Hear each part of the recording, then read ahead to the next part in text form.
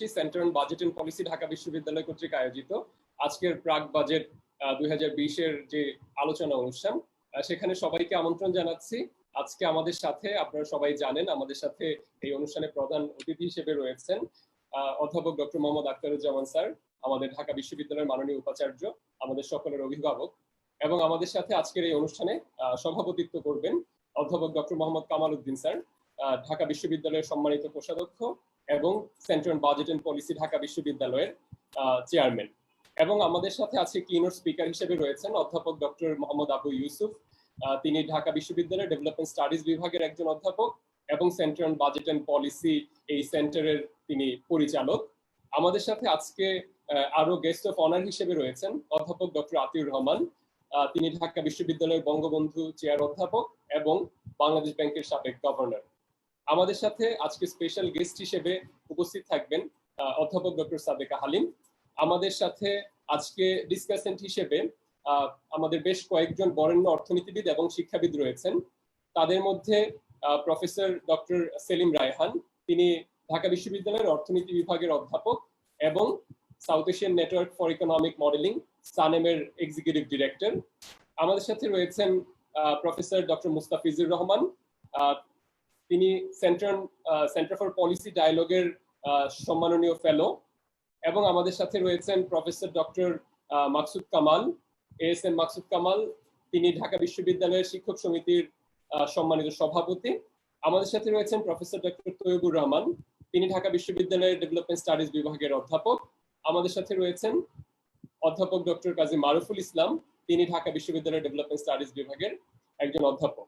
তো আজকে আমরা যেই প্রাক বাজেট আলোচনাটি আজকে শুরু করছি, তো এই বছর কোভিড-19 এর কারণে আপনারা সবাই জানেন এটি প্রতি বছরই centre on budget and policy এই আয়োজনটি করে থাকে বিগত অনেক বছর ধরেই। তো এইবার কোভিড-19 মহামারীর কারণে আমরা প্রেক্ষাপট বদলে সেমিনার, প্রথাগত যে সেমিনার আমরা করে থাকি তার বদলে আমরা অনলাইনে এই প্রোগ্রামটি করছি। আজকে আমাদের সাথে বিশ্ববিদ্যালয়ের বরেণ্য শিক্ষাবিদ এবং অর্থনীতিবিদরা রয়েছেন।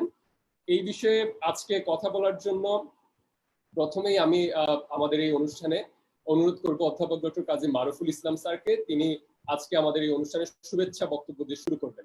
প্রফেসর ডক্টর কাজী মারুফুল ইসলাম। অনেক ধন্যবাদ সবাইকে।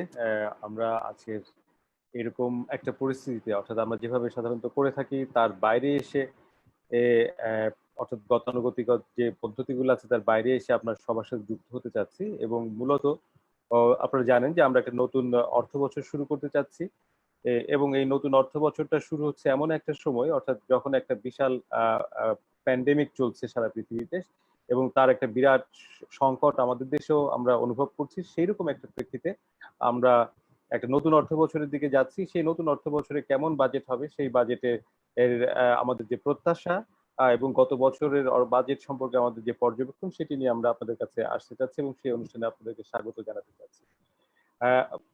আজকে যারা যুক্ত হয়েছেন, আমার শ্রদ্ধেয় সহকর্মীরা যারা আছেন, সাথে আমি জানি যে আমাদের এই অনুষ্ঠানে মাননীয় উপাচার্য যুক্ত হবেন, মাননীয় কোষাধ্যক্ষ এবং আমাদের সবার প্রিয় অধ্যাপক আতিউর রহমান স্যার, যিনি বঙ্গবন্ধু চেয়ার হিসেবে কাজ করছেন, তিনিও এর সাথে যুক্ত হবেন।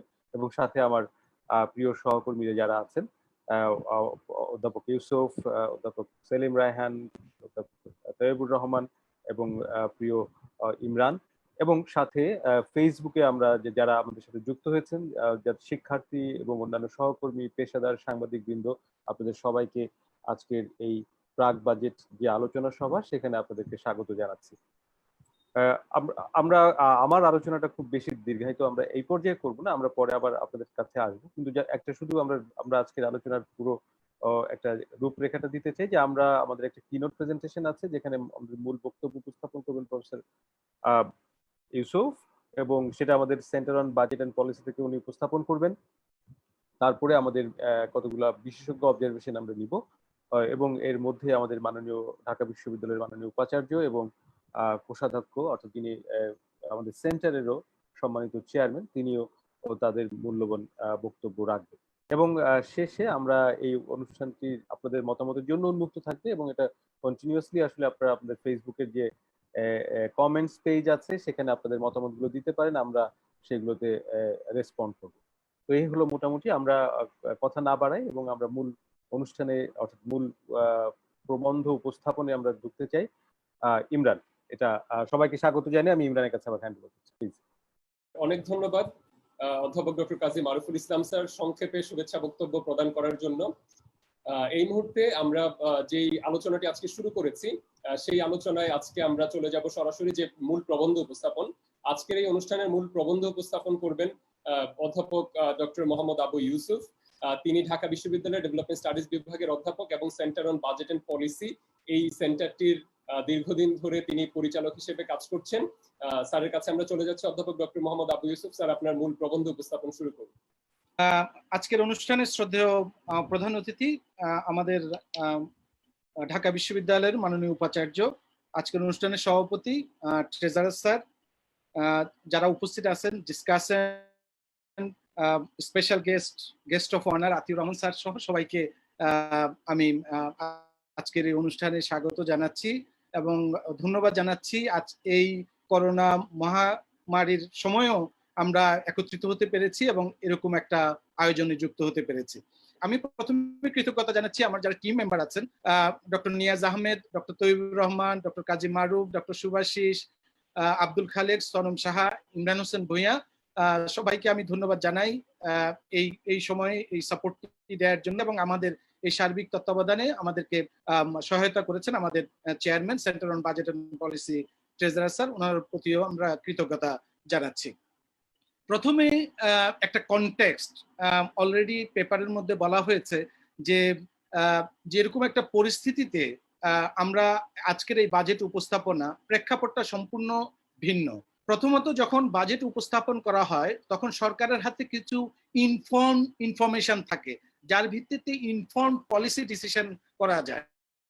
আমরা দেখতে পাচ্ছি revenue generation, poverty increase, domestic revenue থেকে আরম্ভ করে এবং সবকিছুই নিম্নগামী এরকম একটা সিচুয়েশনে, পাশাপাশি একটা স্টিমুলাস প্যাকেজও ঘোষণা করা হয়েছে সরকারের পক্ষ থেকে।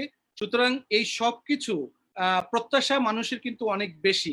এরকম একটা পরিস্থিতিতে বাজেটের এইবারের কনসিকুয়েন্সটা অনেক বেশি পরিমাণে আমাদের কোভিড-19 কে মাথায় রেখে এবং সরকারের জন্য একটা বড় চ্যালেঞ্জ যে সবাই প্রত্যাশা করছে যে এই বছর সোশ্যাল সেফটি নেটে, হেলথ সেক্টরে, পার্টিকুলারলি এডুকেশন, এগ্রিকালচার, এই চারটা সেক্টরে কিন্তু আসলে প্রায়োরিটাইজ করতে হবে সরকারের কাছে। এটাও খুব একটা বড় ধরনের বিষয়। আমি যদি প্রথমে হেলথ সেক্টরের কথা বলি, যে হেলথ সেক্টরের আমি মনে করি যে আমরা দেখেছি যে কি ধরনের একটা ভালনারেবল আমাদের সিচুয়েশন। সুতরাং এরকম একটা সিচুয়েশন, এটা এই কোভিড-19 আমাদের একটা অপরচুনিটিও ক্রিয়েট করেছে যে এই হেলথ সেক্টরকে আমরা কিভাবে ঢেলে সাজাতে পারি। আপনারা জানেন যে আমাদের ডব্লিউএইচওর সিগনেটারি অনুযায়ী আমরা কিন্তু 4% স্পেন্ড করার কথা, আমরা জিডিপির 1% আমরা স্পেন্ড করছি, 0.9% এর মতো, বাজেটের 5%। সুতরাং আমাদের যে ন্যাশনাল সোশ্যাল সিকিউরিটি স্ট্র্যাটেজি সেই অনুযায়ী কিন্তু আমাদের যে কোভেরিয়েট রিস্ক, এই যে ডিজাস্টার বা এই আনপ্রেডিক্টেড যে ইভেন্টুয়ালিটিস আছে, সেই জায়গাটা কিন্তু এখন আমাদের সোশ্যাল সেক্টরেও কিন্তু, যেখানে আমরা 2.5% স্পেন্ড করে থাকি, যেটা বাজেটের 14%, সেখানেও কিন্তু একটা প্রত্যাশা হচ্ছে এটাকে কিভাবে হয়তো 5% এর মধ্যে নিয়ে আসা যায়। সুতরাং সেই দিক থেকেও কিন্তু এইবারের বাজেটটা খুবই একটা ইম্পর্টেন্ট বিষয়। পাশাপাশি আপনারা জানেন যে সরকার প্রায় 1,00,000 কোটি টাকার মতো একটা প্রণোদনা প্যাকেজ ঘোষণা করেছে। এখন এই প্রণোদনা প্যাকেজটা যদিও ইন্টারেস্ট সাবসিডি বেসড, পাশাপাশি কিছু ক্যাশও সাপোর্ট দিচ্ছে, সেটা কিভাবে আসলে বাস্তবায়ন করা যায় সেই ধরনের রিফ্লেকশনও কিন্তু এবার বাজেটের মধ্যে থাকবে। এখন এই ক্ষেত্রে একটা বড় চ্যালেঞ্জ হচ্ছে কিভাবে এই ভালনারেবল গ্রুপ, যে যারা দরিদ্র জনগোষ্ঠী, যারা নতুনভাবে সৃষ্ট পুয়ার, তাদের কাছে এই প্যাকেজগুলো পৌঁছানো যায়। এখানে ডক্টর আতিউর রহমান স্যার আছেন, ওনারা ক্যাশ ট্রান্সফারের কথা বলে থাকে যে ক্যাশ ট্রান্সফার করলে 25 থেকে 30% চিপার হয় যদি কাইন্ড ট্রান্সফার হয়, এবং মোবাইল ফিনান্সিয়াল সার্ভিসের চ্যানেলগুলো ইউজ করে সেখানে কিন্তু এইটা অলরেডি সরকার স্টার্ট করেছে। কিছু সেখানে যাতে এক্সক্লুশন এরর এবং ইনক্লুশন এরর না থাকে সেই দিক থেকে কাজ করতে হবে। সেটা হচ্ছে সবচেয়ে বড় চ্যালেঞ্জ, যেটা লাস্ট মাইলস চ্যালেঞ্জ যেটাকে আমরা বলি, তাদের কাছে পৌঁছানোটা। এখন আরেকটা চ্যালেঞ্জ হচ্ছে এখন আমাদের এক্সপেন্ডিচারটা বাড়বে। অলরেডি সরকার ইন্ডিকেট করেছে 5,60,000 কোটি টাকার মতো বাজেট হবে এবং বাজেট ডেফিসিটও ইউজুয়ালি 5% হয়, এটা 7%-এর মতো হতে পারে বা 8%ও হতে পারে। অনেকেই মত দিয়েছে যে এটা হয়তো এই বছরের প্রেক্ষিতে একটা স্বাভাবিক প্রক্রিয়া। এখন তাহলে রিসোর্সটা আসবে কোথা থেকে? রিসোর্সটা আসলে আসবে খুব এইখানে কিন্তু একটা প্রাজ্ঞতার পরিচয় দিতে হবে সরকারকে। কোথা থেকে, যেহেতু আমাদের যে রেভিনিউ জেনারেশন যে ক্যাপাসিটি, সেটা আমাদের কিভাবে অ্যাসেস করতে হবে এবং আমরা কিভাবে এই রেভিনিউ মোবিলাইজ করতে হবে। একটা ওয়ে হতে পারে সেটা ডোমেস্টিক বরোয়িং এর চেয়ে যদি আমরা এক্সটার্নাল যে ফান্ড আছে, আপনারা জানেন আমাদের যে ফরেন এইডের যে পাইপলাইনে $50 বিলিয়ন আছে এবং সেগুলো হচ্ছে প্রজেক্ট স্পেসিফিক। তো সেখানে গভর্নমেন্ট নেগোশিয়েট করতে পারে ওই টাকাটার একটা অংশ কিভাবে এই প্রণোদনা প্যাকেজ অথবা আমাদের এই কোভিড রিলেটেড যে গভর্নমেন্টের যে এক্সপেন্ডিচার, সোশ্যাল সেফটি নেট অথবা হেলথ সেক্টর, এখানে খরচ করার ক্ষেত্রে করতে পারে। আরেকটা হলো যে গভর্নমেন্ট, আপনারা জানেন যে ইন্টারেস্ট পে করে 11%-এর মতো প্রত্যেক বছর।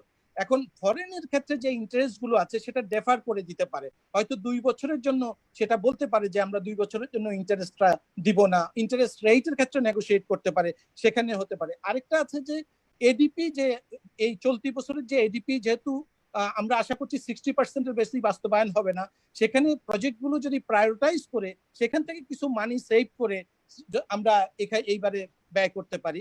আর আরেকটা হচ্ছে গভর্নমেন্টের যেখানে ডিসক্রিশনারি খাত আছে, যেখানে গভর্নমেন্ট চাইলে কিছু কমাতে পারে, সেই জায়গাগুলো গভর্নমেন্টের যে এক্সপেন্ডিচার সেখানে রেশনালাইজ করতে পারে এবং মিনিস্ট্রিগুলোকে বলতে পারে যে সমস্ত নন এসেনশিয়াল এক্সপেন্স আছে সেইগুলো যাতে না করে আমরা এখানে সরকার ব্যয় করতে পারে। এখন যেটা স্টিমুলাস প্যাকেজের কথা বলা হয়েছে, এটার ইমপ্লিমেন্টেশন প্লাস হচ্ছে যারা বেনিফিশিয়ারি তাদের কাছে পৌঁছা, আবার অনেক ক্ষেত্রে এই গাইডলাইনটাও স্পষ্ট না আসলে এই টাকাটা কিভাবে পাবে। আমরা যদি এডুকেশনের মধ্যে চলে আসি, আমাদের এডুকেশনে খুবই ইম্পর্টেন্ট একটা বিষয়, পার্টিকুলারলি আপনারা জানেন যে আমরা এডুকেশনের যখন বাজেট দেওয়া হয় তখন কিন্তু বাজেটে 3 ধরনের একটা অ্যালোকেশন দেওয়া হয়। একটা হচ্ছে এডুকেশনের সাথে ট্রেনিং, এডুকেশনের সাথে টেকনোলজি, আর শুধু এডুকেশন। এবং শুধু এডুকেশনে আমাদের জিডিপির 2.1% ব্যয় করা হয়, আর টেকনোলজি যোগ করে 2.7% যোগ করা হয়। তাহলে এই এডুকেশনের ক্ষেত্রেও আমাদের যে ইউনেস্কোর সিগনেটারি হিসেবে আমরা 4-6% করার কথা, সেই জায়গাটা আমরা বাজেটে 20% সেটা হতে পারে, এবং গুণগত পরিবর্তন যাতে হয় এডুকেশনের সেই জায়গায়। কিন্তু এইবারের কোভিড-19 প্রেক্ষিতে আসলে আমাদের যে এডুকেশন এখন যে স্থবির অবস্থার মধ্যে আছে, সেটাকে কিভাবে এই যে আমাদের যে একাডেমিক এখন যে সেমিস্টার, এটাকে কিভাবে যেটা ইন্টারাপ্টেড হয়েছে সেটাকে সম্পূর্ণ করা যায়। অলরেডি ঢাকা বিশ্ববিদ্যালয় ইনিশিয়েটিভ নিয়েছে যে যখন খুলবে তখন ছুটির দিন সহ এবং অন্যান্য শনিবারে এবং ছুটির দিনও ক্লাস নিয়ে সেটা পুষিয়ে দেওয়া হবে, এবং ইউনিভার্সিটি কর্তৃপক্ষ অত্যন্ত আন্তরিক এবং দফায় দফায় মিটিং করে এই ধরনের অপরচুনিটি গুলো খোঁজার চেষ্টা করছে কিভাবে প্রপার ইউটিলাইজ করা যায় যখন সবকিছু রিজাম্পশন হবে। তারপরে হচ্ছে আমাদের যে এখন এই ইউনিভার্সিটির যে বাজেট বা সরকারের বাজেটও চিন্তা করতে হবে কিভাবে আমাদের alternative channel of school education সেটাকে কিভাবে আমরা চালু করতে পারি, এবং যারা আমাদের দরিদ্র শিক্ষার্থী আছে তাদের কাছে কিভাবে এগুলো পৌঁছানো যায়। তো সেটার জন্য আমাদের যে ডিজিটাল কন্টেন্টস গুলো আছে যেটা এডুকেশনের সাথে জড়িত, প্রাইমারি সেকেন্ডারি, সেই ডিজিটাল কন্টেন্ট ডেভেলপ করার জন্য বাজেট রাখতে হবে। প্লাস হচ্ছে এই শিক্ষকদেরকে ট্রেনিং দেয়া, সেটার জন্য বাজেট রাখতে হবে, এবং একটা ফিনান্সিয়াল সাপোর্ট লাগবে যারা এই অনলাইন বা ডিজিটাল এডুকেশনের সাথে সম্পৃক্ত হতে চায়। আমরা বাইরের অভিজ্ঞতা থেকে দেখি যে স্টুডেন্টদেরকে সফট লোন দেওয়ার একটা প্রভিশন থাকে, সুদবিহীন লোন, যেটা নাকি আমাদের ন্যাশনাল এডুকেশন পলিসি 2010-এও কিন্তু বলা আছে, financial support to students, scholarship এবং সফট লোন। তো সেই জায়গাটা একটু চিন্তা করা যেতে পারে কিভাবে তারা ল্যাপটপ কেনা বা ইন্টারনেট কানেকশন, এই সমস্ত ক্ষেত্রে এই বাজেটে এই ধরনের একটা বরাদ্দ থাকতে পারে যে এডুকেশনকে ঘিরে, যাতে শিক্ষার্থীরা বোথ ডিমান্ড এবং সাপ্লাই সাইড পার্সপেক্টিভে শিক্ষক এবং শিক্ষার্থী যাতে অফ সাইড এবং অন সাইড দুইটার জন্যই প্রিপেয়ার নিতে পারে। আরেকটা হলো যে প্রত্যেক বছর আপনারা জানেন যে তরুণদের জন্য গত বছর 100 কোটি টাকার একটা স্টার্ট আপ ক্যাপিটাল রাখা হয়েছে, 100 কোটি টাকার এমপ্লয়মেন্ট এবং এমপ্লয়মেন্ট অপরচুনিটির জন্য রাখা হয়েছে। এখন এই টাকাটা আসলে কতটুকু ইমপ্লিমেন্ট হয়েছে, এই প্রত্যেক বছরই বাজেটের অ্যালোকেশন হয় কিন্তু তার কোনো ফলো আপ হয় না। আমরা একটা ফলো আপ আশা করব। আর এই ধরনের স্টার্ট আপ ক্যাপিটাল বা এই ধরনের যে বরাদ্দ সেটাও যাতে অব্যাহত থাকে। তাহলে আমরা পরিশেষে যেটা বলতে চাই যে এই বছরের যে চ্যালেঞ্জ সেটা আমাদের একটা ন্যাশনাল স্ট্র্যাটেজি দরকার। সেই ন্যাশনাল স্ট্র্যাটেজি যেখানে শর্ট, মিডিয়াম এবং লং টার্ম থাকবে, সেটা 3 বছর মেয়াদি হতে পারে, 5 বছর মেয়াদি হতে পারে, যেখানে এই কোভিড-19 যে ইনডিউস যে রিলেটেড প্রবলেম গুলো আছে সেটা আমরা অ্যাড্রেস করতে পারি। এবং অবশ্যই বাজেটের ইফেক্টিভ ইমপ্লিমেন্টেশনটা খুব জরুরি বিষয়। আমরা দেখি যে যদি ইনক্রিমেন্টাল বেসিসে যে গত বছরের জায়গায় এই বছর 5% 8% বাড়িয়ে করলে হবে না, এবার প্রায়োরিটি ঠিক করে আসলে এবারে অ্যালোকেশন গুলো দিতে হবে। আশা করছি যে গভর্নমেন্ট যে স্টিমুলাস প্যাকেজ দিয়েছে সেটা বাস্তবায়িত হবে এবং সেটা কন্টিনিউশনটা হবে, এবং সেই জায়গাটা মাথা রেখে আমার মনে হয় আমরা আবার ঘুরে দাঁড়াতে পারবো। এক্ষেত্রে সুশাসন খুবই একটা ইম্পর্টেন্ট বিষয়। আর এই যে লাস্ট মাইল চ্যালেঞ্জ, যা বেনিফিশিয়ারি আমরা বিভিন্ন উপজেলায় দেখেছি যারা বেনিফিশিয়ারি লিস্টটা কিন্তু টাঙ্গিয়ে দিয়েছে যে জনগণের জন্য ওপেন সেশন করেছে। এরকম করা যেতে পারে যে ঠিক আছে 50 লাখ, এই 50 লাখের সবাই যাতে জানতে পারে আসলে এরা কারা, কারা দরিদ্র, কারা নতুন ভাবে সৃষ্ট, কারা এই বেনিফিটটা পাচ্ছে, সেটা একটা হতে পারে। এবং সেক্ষেত্রে সরকারের পাশাপাশি সরকার একা পারবে না, আমরা আশা করছি বেসরকারি সংস্থা এবং নন স্টেট অ্যাক্টার্স যারা আছে তারাও এক্ষেত্রে এগিয়ে আসবে। আরেকটা বিষয় যেটা স্টিমুলাস প্যাকেজে নাই, প্রবাসীদের কল্যাণ, প্রবাসীদের জন্য কোনো প্যাকেজ নাই, যেটা আমরা ইন্ডিয়াতে দেখেছি বা অন্যান্য দেশে দেখেছি। সুতরাং প্রবাসীরা আমাদের যে রেমিটেন্স $15 বিলিয়ন, তারা অনেক বড় রোল প্লে করে। তাদের জন্য যারা রিটার্ন মাইগ্রেন্ট ওয়ার্কার্স, তাদের জন্য কি করা যেতে পারে। আর এই সুযোগে আমি আরেকটি বলতে চাই যে বাড়ি ভাড়াটা, আমরা জানেন যে বাড়ি ভাড়ার নীতিমালা আছে, তো এই শহরের ক্ষেত্রে পার্টিকুলারলি এই বাড়ি ভাড়া যাতে যারা বাড়ির মালিক তারা যাতে একটু সহনশীল থাকেন, অন্তত যে বাড়ি ভাড়ার ক্ষেত্রে যারা দরিদ্র আছে তাদের দিক থেকে বিবেচনা করেন, এবং সরকারও এই বাজেটে যাতে তার একটা রিফ্লেকশন থাকে এটা, কারণ এটা একটা বড় এক্সপেন্ডিচার। তো আশা করছি যে আমাদের এই বাজেটে এই কোভিড-19 রিলেটেড যে ইস্যুস গুলো আছে সেগুলো হাইলাইটেড হবে এবং আমাদের রেভিনিউ মোবিলাইজ হবে এবং আমরা একটা সুন্দর বাজেট পাবো এবং সেখানে সবারই প্রত্যাশাগুলো রিফ্লেক্টেড হবে এবং আমরা আবার এই ঘুরে দাঁড়াতে পারবো। আমি শেষে শুধু একটি পয়েন্ট একটু যোগ করতে চাই, সেটি হলো যে আমাদের একটা হাউসহোল্ড ডেটাবেস খুবই দরকার। যদি আজকে এই হাউসহোল্ড ডেটাবেস থাকতো, বিবিএস যে কাজটা করার কথা সেটা যদি থাকতো, তাহলে আমরা পভার্টি মিনস টেস্টিং করে পিএমটি করে স্কোর করে হাউসহোল্ড গুলোকে কিন্তু আমরা আইডেন্টিফাই করে দেখতে পারতাম কারা কতটুকু পভার্টি লাইন থেকে দূরে আছে। এই কাজটা কিন্তু বিবিএস 2018 সালে শুরু করেছে কিন্তু শেষ করতে পারে নাই। তাহলে এই জায়গাটা কিন্তু আমাদের এই বিবিএস এর সক্ষমতা, এই ইনফরমেশন যে পলিসি ইনফর্ম, এই জায়গাটা আমাদের একটু দরকার। আরেকটা হলো সোশ্যাল সেফটি নেটে আপনারা খেয়াল করবেন ফ্রিডম ফাইটার্স অ্যালাউন্স এবং পেনশন এটি হচ্ছে 40%। সুতরাং এই মানে এটা মানে এগুলো তো থাকবেই, কিন্তু সোশ্যাল সেফটি নেটের আন্ডারে যারা ভালনারেবল, যারা পুয়ার গ্রুপ, যারা এই কোভিড রিস্ক ডিজাস্টার, এই জায়গাটাকে অ্যাড্রেস করা উচিত। আমি মনে করি যে ফ্রিডম ফাইটার্স অ্যালাউন্স বা পেনশন এগুলোকে আলাদাভাবে দেখিয়ে আর পুরো সামাজিক সুরক্ষা খাত যেটা সেটাকে আলাদাভাবে দেখা উচিত। অনেক ধন্যবাদ অধ্যাপক ডক্টর আবু ইউসুফ স্যার। শেষ পর্যন্ত আপনার কিনোট যে স্পিচ ছিল আমরা সেটি শুনতে পারলাম। তো আমরা যেমন বলছিলাম যে আমাদের সাথে আজকে আলোচক হিসেবে আছেন বরেণ্য অর্থনীতিবিদ এবং শিক্ষাবিদেরা। তো প্রথমেই আমরা শুনতে যাচ্ছিলাম প্রফেসর ডক্টর সেলিম রায়হান স্যারের কাছ থেকে, বেশ কয়েকবার ইন্টারাপ্টেড হয়েছে। তো আমরা এবার শুনবো প্রফেসর ডক্টর সেলিম রায়হান। তিনি ঢাকা বিশ্ববিদ্যালয়ের অর্থনীতি বিভাগের অধ্যাপক এবং south Asian network for economic modelling SANEM নামে যে গবেষণা প্রতিষ্ঠান আছে তিনি সেখানকার নির্বাহী পরিচালক। অধ্যাপক ডক্টর সেলিম রায়হান। অনেক ধন্যবাদ ইমরান। আমি আমার স্যারদেরকে সালাম জানাচ্ছি এবং এরকম একটা অনুষ্ঠানে আমাকে আমন্ত্রণ জানানোর জন্য।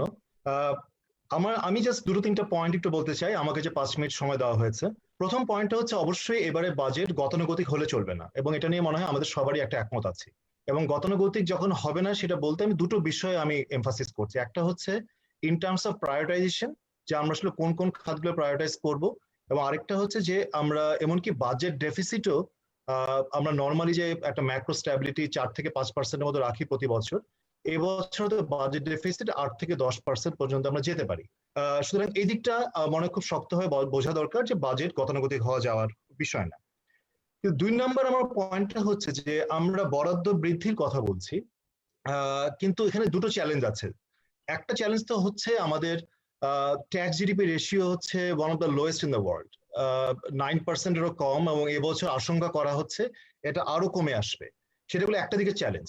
বা আরেকটা দিকে হচ্ছে যে আমরা বাংলাদেশের, আমি যখন রিফর্মের অথবা হেলথ অথবা সোশ্যাল সেক্টরের অথবা এডুকেশন সেক্টরে অথবা বিভিন্ন মন্ত্রণালয়গুলো যখন বরাদ্দের দিকে দেখি, তখন কিন্তু দেখি যে কনভেনশনাল যে ট্র্যাডিশনটা আছে সেটা হচ্ছে মোর অফ একটা ইনক্রিমেন্টাল অ্যাপ্রোচ, মানে ইনক্রিমেন্টালি বাড়ানো হয় রাদার দেন কোনো বিগ ব্যাং কোনো খুব কাজ করে।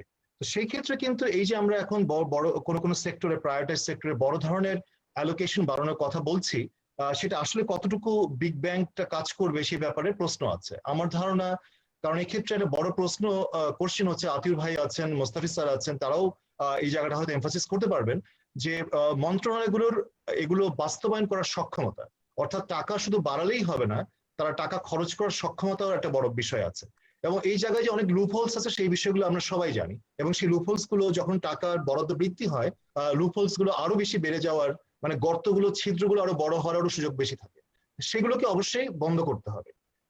এবং আমি জাস্ট একটু রিমাইন্ড করতে চাই, আমি ব্যাকগ্রাউন্ডে যেতে চাই না, আমাদের এই যে ক্রাইসিসটা শুরু হয়েছে, এই ক্রাইসিসটা আমাদের যেমন অর্থনৈতিকভাবে বড় ধরনের একটা ধাক্কা দিচ্ছে, সামাজিকভাবে কিন্তু বড় ধরনের একটা ক্ষতির সম্মুখীন আমরা হতে যাচ্ছি। আমরা কয়েকজন গবেষক, ঢাকা বিশ্ববিদ্যালয়ের অর্থনীতি বিভাগের কয়েকজন গবেষক, এর মধ্যে আমার সাথে ডক্টর সাইমা হক বিদিশা আছে, মাহতাবুদ্দিন আছে, আমরা একটা কাজ করেছিলাম এর মধ্যে, যে আমরা একটা মডেল সিমুলেশন করে দেখেছিলাম যে যদি 3 মাস এই ধরনের অর্থনৈতিক কর্মকাণ্ড স্থবির হয়ে থাকে, তাহলে আমাদের দারিদ্র্যের হার কিন্তু, যেটা 2019 সালে 20.5% ছিল, সেটা প্রায় বেড়ে 41% পৌঁছতে পারবে। তার অর্থ আমাদের গত 1.5 দশকে যে দারিদ্র্য হ্রাসের যে আমাদের সাফল্য, সেটা কিন্তু একদম মানে ধূলিসাৎ হয়ে যেতে পারে এই ক্রাইসিসে। এটা কিন্তু কাউন্টার করার উপায় আছে, গভর্নমেন্ট নানা ধরনের প্রোগ্রাম নিয়েছে, stimulus package, social protection programme, তাতে কিন্তু দারিদ্র্যকে যেটা বৃদ্ধি, সেটাকে কিন্তু কমানো সম্ভব। আমার থার্ড পয়েন্ট যেটা হচ্ছে, যেটা আমি একদম ফাইনাল পয়েন্ট, সেটা হচ্ছে তাহলে এখন কি করা উচিত। আমি মনে করি অবশ্যই একটা রিকভারি প্ল্যান থাকা উচিত, যেটা নিয়ে অনেকেই চিন্তা ভাবনা করছেন, নীতি নির্ধারকরা চিন্তা ভাবনা করছেন, আমরাও বাইরে থেকে নানাভাবে পরামর্শ দিচ্ছি। সেই ক্ষেত্রে আমি একমত যে অপ্রয়োজনীয় যে সরকারি খরচগুলো আছে সেগুলো কমানো দরকার। জাতীয় পর্যায়ে কৃচ্ছ্রতা সাধনের একটা কালচার আমাদের আসা উচিত, এবং এটা একদম টপ লেভেল থেকে কৃচ্ছ্রতা সাধন, সরকারি পর্যায় থেকে এবং বেসরকারি পর্যায়েও। এবং আমি ঢাকা বিশ্ববিদ্যালয়ে যেহেতু আমি আছি, আমি আমার অনারেবল ভাইস চ্যান্সেলর স্যারের কাছেও আমি অনুরোধ করব যে যদি ঢাকা বিশ্ববিদ্যালয় একটা কৃচ্ছ্রতা সাধনের একটা এক্সাম্পল ক্রিয়েট করতে পারে, সেটাও কিন্তু দৃষ্টান্তমূলক একটা হতে পারে সবার জন্য। আরেকটা জিনিস হচ্ছে যে এই যে আমরা রিকভারির জন্য আমি মনে করি স্টিমুলাস প্যাকেজের বাস্তবায়নটা, ইমপ্লিমেন্টেশনটা খুব জরুরি। এবং স্টিমুলাস প্যাকেজের বাস্তবায়ন, এফেক্টিভ বাস্তবায়ন আমি মনে করি 3টা বিষয়ের উপরে নির্ভরশীল। একটা হচ্ছে এটা ফাইন্যান্সিং, অর্থাৎ আমরা কিভাবে ফাইন্যান্সিং করবো।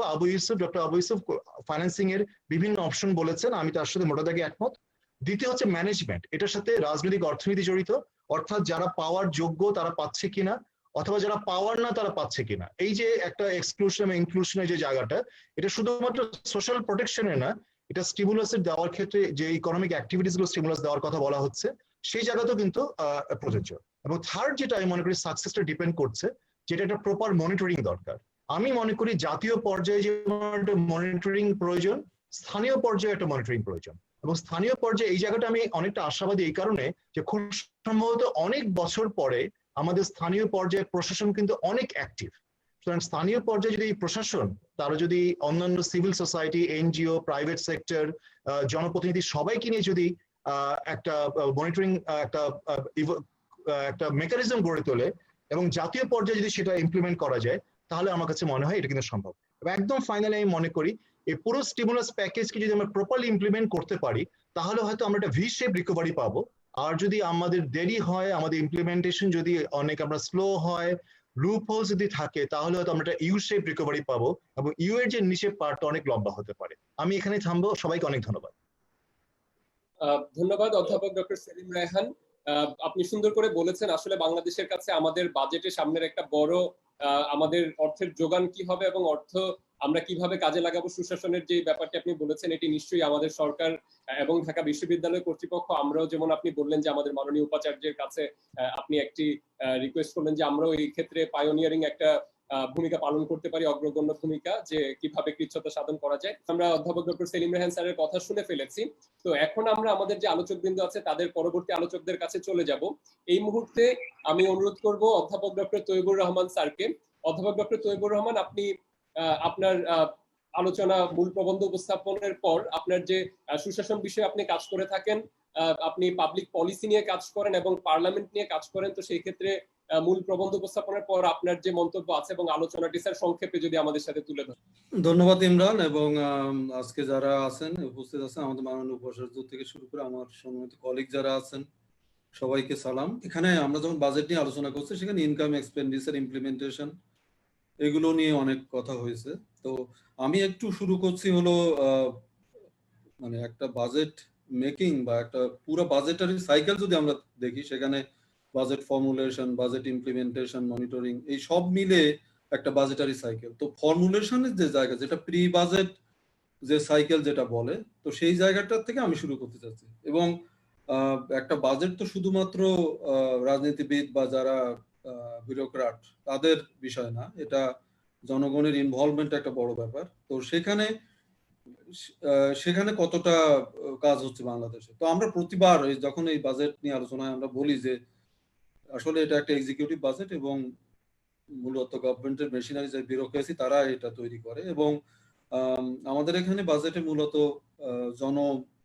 মানে অংশগ্রহণ সেটা আসলে লিমিটেড। এবং আমাদের এখানে যেটা হয় যে আমাদের বাজেট যেটা পেশ করা হয়, তো বাজেটে প্রি বাজেট, অন্য দেশে যেটা হয় যে প্রি বাজেট একটা ড্রাফট বাজেট তারা অনলাইনে দিয়ে দেয় বা সাংবাদিকরা আগেই পায়, পুরো বাজেটের একটা চিত্র তারা কিন্তু আগে থেকে পায়। ফলে এখানে একটা আলোচনার সুযোগ তাদের থাকে এবং অনেক ধরনের পরামর্শ দেওয়ার একটা সুযোগ থাকে। আমাদের এখানে যেটা হয় যে আমাদের পুরো বাজেটের একটা অংশ বিশেষ হয়তো কখনো সেটা ভ্যাট নিয়ে হতে পারে, কখনো একটা নির্দিষ্ট যে বিষয় নিয়ে তারা বাজেটের একটা অংশ বিশেষ তারা সাংবাদিকদের দেয় বা ওয়েবসাইটে দেয়। ফলে আমরা পুরো চিত্রটা এখানে পাই না। আর এরপরে যখন বাজেট ক্যাবিনেট থেকে যখন পার্লামেন্টে যাচ্ছে, এখন পার্লামেন্টে যখন যাচ্ছে তখন সেখানে মেম্বার অফ পার্লামেন্ট যারা, তাদের অংশগ্রহণের একটা জায়গা আছে। সেই জায়গাতেও আমরা অনেক ধরনের প্রবলেম দেখছি। আমরা যদি উন্নত দেশগুলোর দিকে দেখি, সেখানে আলাদা বাজেট কমিটি আছে। আমেরিকাতে যেমন আলাদা বাজেট কমিটি আছে, ইউরোপের বাজেট কমিটি আছে। তারা কিন্তু এই বাজেটটাকে পুরোপুরি দেখে যে অ্যালোকেশনটা কোথায় কি হলো, সেগুলো নিয়ে তারা তাদের রিভিউটা দেয়। আমাদের ওইরকম কোনো কমিটি নেই। আর দুই হলো যে আমাদের আমরা ইভেন পাশের দেশে যদি তাকাই, সেখানে বাজেট যখন পেশ করা হয়, বাজেট পেশ করার পরে একটা রিসিশনে যায়, একটা ব্রেক দেওয়া হয় যে বাজেটটা তো এখন পেশ করা হলো, তো এখানে ইন্ডিয়াতে যেমন 1 মাসের একটা ব্রেক দেওয়া হয়। সেই সময় বিভিন্ন যে পার্লামেন্টারি কমিটিগুলো আছে, স্ট্যান্ডিং কমিটি আমাদেরও আছে, স্ট্যান্ডিং কমিটি অফ মিনিস্ট্রি, সেগুলো আছে কিন্তু। তো তারা ওইটা দেখবে যে সেখানে অ্যালোকেশন গুলো ঠিকঠাক আছে কিনা, তারা তাদের মতামতটা ওখানে দেবে। তো এটার মাধ্যমে আমরা আমাদের জনপ্রতিনিধি যারা, তাদের অংশগ্রহণটা ওখানে দেখতে পাই। এবং তারা অংশগ্রহণ করা মানে আমার সাধারণ মানুষ যারা, তারাও সেখানে অংশগ্রহণ করতে পারছে। তো আমাদের যে বাংলাদেশের যে সংবিধান বা আমাদের রুলস অফ প্রসিডিওর যেটা আছে, সেটা পার্লামেন্টের যে বাজেট পেশ করা হচ্ছে সেখানে পার্লামেন্টারি কমিটির কোনো রোলকে রাখেইনি। সো এই জায়গাটা আমার মনে হয় যে অনেকদিন ধরে আলোচনা হচ্ছে, এবং এই জায়গাটা দরকার হলে মাননীয় স্পিকার ওনার নিজস্ব যে পাওয়ার অথরিটি যেটা আছে সেটা ব্যবহার করে যদি আমাদের স্ট্যান্ডিং কমিটি যেগুলো আছে তারা তাদের মিনিস্ট্রির যে অ্যালোকেশন সেটা নিয়ে যদি তাদের মতামতটা দিতে পারে, তাহলে কিন্তু অনেকটা মনে হয় যে এটা জনগণের যে আশা আকাঙ্ক্ষা সেটা রিফ্লেকশনটা সেখানে হবে। আর একটা বিষয় হলো যে আমেরিকা বা ইউরোপে আমরা দেখেছি, সেটা হলো যে ওখানে কংগ্রেশনাল বাজেট অফিস আছে, যেটা হলো যে আমাদের পার্লামেন্টের যে সেক্রেটারিয়েট আছে সেখানে কিন্তু একটা বড় অংশ আমাদের মিনিস্ট্রি থেকে ওখানে ডেপুট করে দেওয়া হয়। ফলে ওখানে পার্লামেন্ট যে একটা আলাদা একটা বডি এবং আলাদা একটা প্রতিষ্ঠান যেটা সরকারের অ্যাকাউন্টেবিলিটি মেনটেন করবে, সেখানে কিন্তু তারা তাদের মতামতটা দিতে পারে না, এবং এটা আন্ডার স্টাফ, আন্ডার রিসোর্স। তো এই জায়গাটা ভাবতে হবে। এবং সেটা কিন্তু নবম পার্লামেন্ট যেটা, সেখানে একটা উদ্যোগ নেওয়া হয়েছিল যে বামু, যেটা বাজেটারিয়ান মনিটরিং ইউনিট একটা তৈরি করা হয়েছিল, সেখানে ইউএসএইড তাদের টাকা দিয়ে তারা ওটা করেছিল। পরবর্তীতে দশম পার্লামেন্ট বা এখন যে পার্লামেন্ট চলছে, সেখানে উন্নয়ন সহনে কিছুটা সাপোর্ট দেয় বামু। যখন বাজেটারি সেশন গুলো হয় তখন আমাদের মেম্বার অফ পার্লামেন্ট যারা, তাদেরকে সাপোর্টটা দেয়। তো আমাদের মেম্বার অফ পার্লামেন্টের ওই ধরনের ক্যাপাসিটি হয়তো নেই। তাদের ইভেন পৃথিবীর কোনো পার্লামেন্টের মেম্বার অফ পার্লামেন্টে কোনো ট্রেনিং ছাড়া যে কোনো কিছু হয় সেটা বাংলাদেশ না দেখলে বোঝা যায় না। সো তাদের তো ওই রকম সময় নেই, ওই রকম হয়তো এক্সপেরিয়েন্স নেই, ওই রকম ব্যাকগ্রাউন্ড নেই, তাদেরকে তো ট্রেন আপটা করতে হবে, সেটা আমরা এখানে মিসিং দেখছি।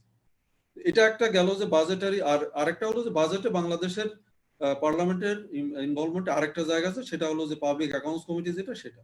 তো পাবলিক অ্যাকাউন্টস কমিটি কাজ করতে গেলে সেখানে আমাদের যে সিএজি অফিস যেটা আছে, তাদের যে রিপোর্টগুলো সেগুলোর উপর ভিত্তি করে তারা কথা বলে, সেইগুলো ব্যাকলগে আছে। দেখা যায় যে পাবলিক অ্যাকাউন্টস কমিটি যে আলোচনা করছে সেটা 1 বছর বা 1.5 বছর আগের যে সব রিপোর্ট সেগুলো নিয়ে, এবং ওখানে প্রায় 600-700 রিপোর্ট এরকম ফেলানো আছে। তো আমার মনে হয় যে এই জায়গাগুলো আমাদের একটু নজর দেওয়া দরকার। আর আমি বেশি সময় নিচ্ছি না, আমি এডুকেশন নিয়ে একটু কথা বলবো, যেহেতু এখানে আমাদের মাননীয় ভাইস চ্যান্সেলর আছেন। আর সেটা হলো যে অনলাইন টিচিং যেটা, সেটার দিকে একটু যাওয়া। এবং আমি একটা রাফ হিসাব করেছি যে দেখা যাচ্ছে যে আমাদের প্রাইভেট ইউনিভার্সিটি গুলো অলরেডি অনলাইনে তারা ক্লাস নিচ্ছে, আমাদের পাবলিক ইউনিভার্সিটি গুলো তারা এখনো চিন্তা করছে, এবং আমাদের অনেক প্রবলেম আছে সেখানে, গ্যাজেটের প্রবলেম আছে, ইন্টারনেটের অ্যাভেলেবিলিটি প্রবলেম আছে, ফাইন্যান্সিং এর প্রবলেম আছে। তো আমি একটা রাফ ক্যালকুলেশন করেছিলাম সেখানে যে আমাদের 108 লাখ শিক্ষার্থী, তার যদি অর্ধেকটা যদি আমরা দেখি যে তাদের হাতে গ্যাজেট নেই, তাদের অ্যাবিলিটি নেই, তো তাদেরকে যদি আমরা 13,000 টাকা করে দেই, যে 10,000 টাকা হলো তারা স্মার্টফোন কিনবে, আর হলো 3,000 টাকা 3 মাসের তাদের মোবাইল ফোন বিল, তাহলে আমাদের দেখা যায় যে এই 50টার মতো পাবলিক বিশ্ববিদ্যালয়ে আমাদের প্রায় 550 কোটি টাকা যদি ব্যয় করা হয়, তাহলে কিন্তু তাদেরকে অন্তত অনলাইন শিক্ষাতে আনা যাবে।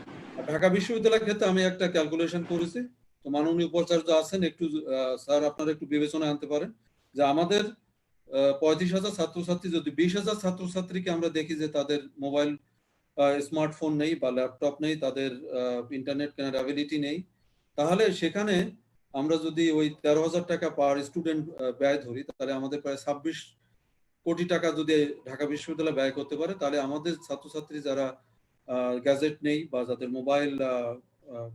মোবাইল ইন্টারনেট কেনার অবস্থা নেই, তাদেরকে আমরা এই সাপোর্টটা যদি দিতে পারি, তাহলে কিন্তু আমরা এই আমাদের অনলাইন কার্যক্রমটা আমরা চালাতে পারি। তো আমার মনে হয় যে আমি মাননীয় উপাচার্য এবং আমাদের যারা ইউনিভার্সিটির দায়িত্বে আছেন তাদেরকে আমি এটা একটু রিকোয়েস্ট করবো একটু বিবেচনা করার জন্য। এবং আমরা এই কোভিড-19 যে ধরনের চ্যালেঞ্জ তৈরি করেছে, এগুলোকে এটার সাথে অপরচুনিটিও ক্রিয়েট করেছে, এবং সারা পৃথিবীতে বিশ্ববিদ্যালয়গুলো অনলাইন এডুকেশনে গেছে, বাংলাদেশেও গেছে। সো আমাদের মনে হয় যে ওই দিকেও আমাদের নজর দেওয়া দরকার। সো আমি সবাইকে ধন্যবাদ জানিয়ে আমার কথা এখানে শেষ করছি। Thank you. অধ্যাপক ডক্টর তৈয়বুর রহমান, আপনাকে ধন্যবাদ জানাচ্ছি আপনার সুন্দর বক্তব্যের জন্য। আপনি অনলাইন এডুকেশন বা উচ্চশিক্ষায় আমাদের আরো কি কি করা যেতে পারে, পার্লামেন্টারিয়ানদেরকে বাজেটারি প্রসেসে কিভাবে আরো যোগ করা যায়, এরকম একটি আরো অংশগ্রহণমূলক বাজেট তৈরি করা যায় কিভাবে, এই ব্যাপারে কথা বলেছেন। তো আমার মনে হয় যে আমরা পরবর্তী আলোচকের কাছে চলে যাই আমাদের সংক্ষিপ্ত আলোচনার জন্য। এই পর্যায়ে আমি আহ্বান জানাচ্ছি অধ্যাপক ডক্টর মুস্তাফিজুর রহমান। অধ্যাপক ডক্টর মুস্তাফিজুর রহমান তিনি সেন্টার ফর পলিসি ডায়ালগের একজন সম্মাননীয় ফেলো। আমরা তার কাছে চলে যাচ্ছি। অধ্যাপক ডক্টর মুস্তাফিজুর রহমান স্যার, আপনার মূল্যবান মতামত যদি আমাদের সাথে শেয়ার করেন। আবু ইউসুফ এবং তার টিম খুব সুন্দর একটি তারা প্রবন্ধ উপস্থাপন করেছেন, আমি সেটা আগে পড়েছি এবং আমার মনে হয়েছে যে তার বক্তব্য এবং প্রবন্ধে বেশ কিছু গুরুত্বপূর্ণ পয়েন্ট উঠে এসেছে। আমি আমার আলোচনার জন্য যদি একটা ফ্রেমওয়ার্ক যদি ধরি, তো আমার ফ্রেমওয়ার্কটা হলো যে আমাদের এই সংকট যেটার মধ্য দিয়ে আমরা চলছি, এটা একটা স্বাস্থ্য সংকট, এটা একটা মানবিক সংকট এবং এটা একটা অর্থনৈতিক সংকট।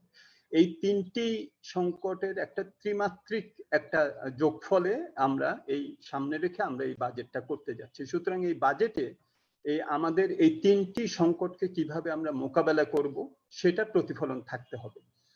স্বাস্থ্য সংকটের কথা দিয়ে যদি শুরু করি, তাহলে ডক্টর ইউসুফ ঠিকই বলেছেন যে আমাদের বিভিন্ন ধরনের সমস্যা আছে। সেখানে আমাদের বাজেটের কত অংশ যায়, জিডিপির কত অংশ যায় সেটা তিনি বলেছেন, এবং শিক্ষার কথাও বলেছেন। তা আমি হিসাব করলাম যে শিক্ষা এবং স্বাস্থ্য এই দুটোকেই যদি আমি ধরি, তাহলে আমার এখানে আরো 4%-এর মতো জিডিপির অংশ আমার বাড়াতে হবে।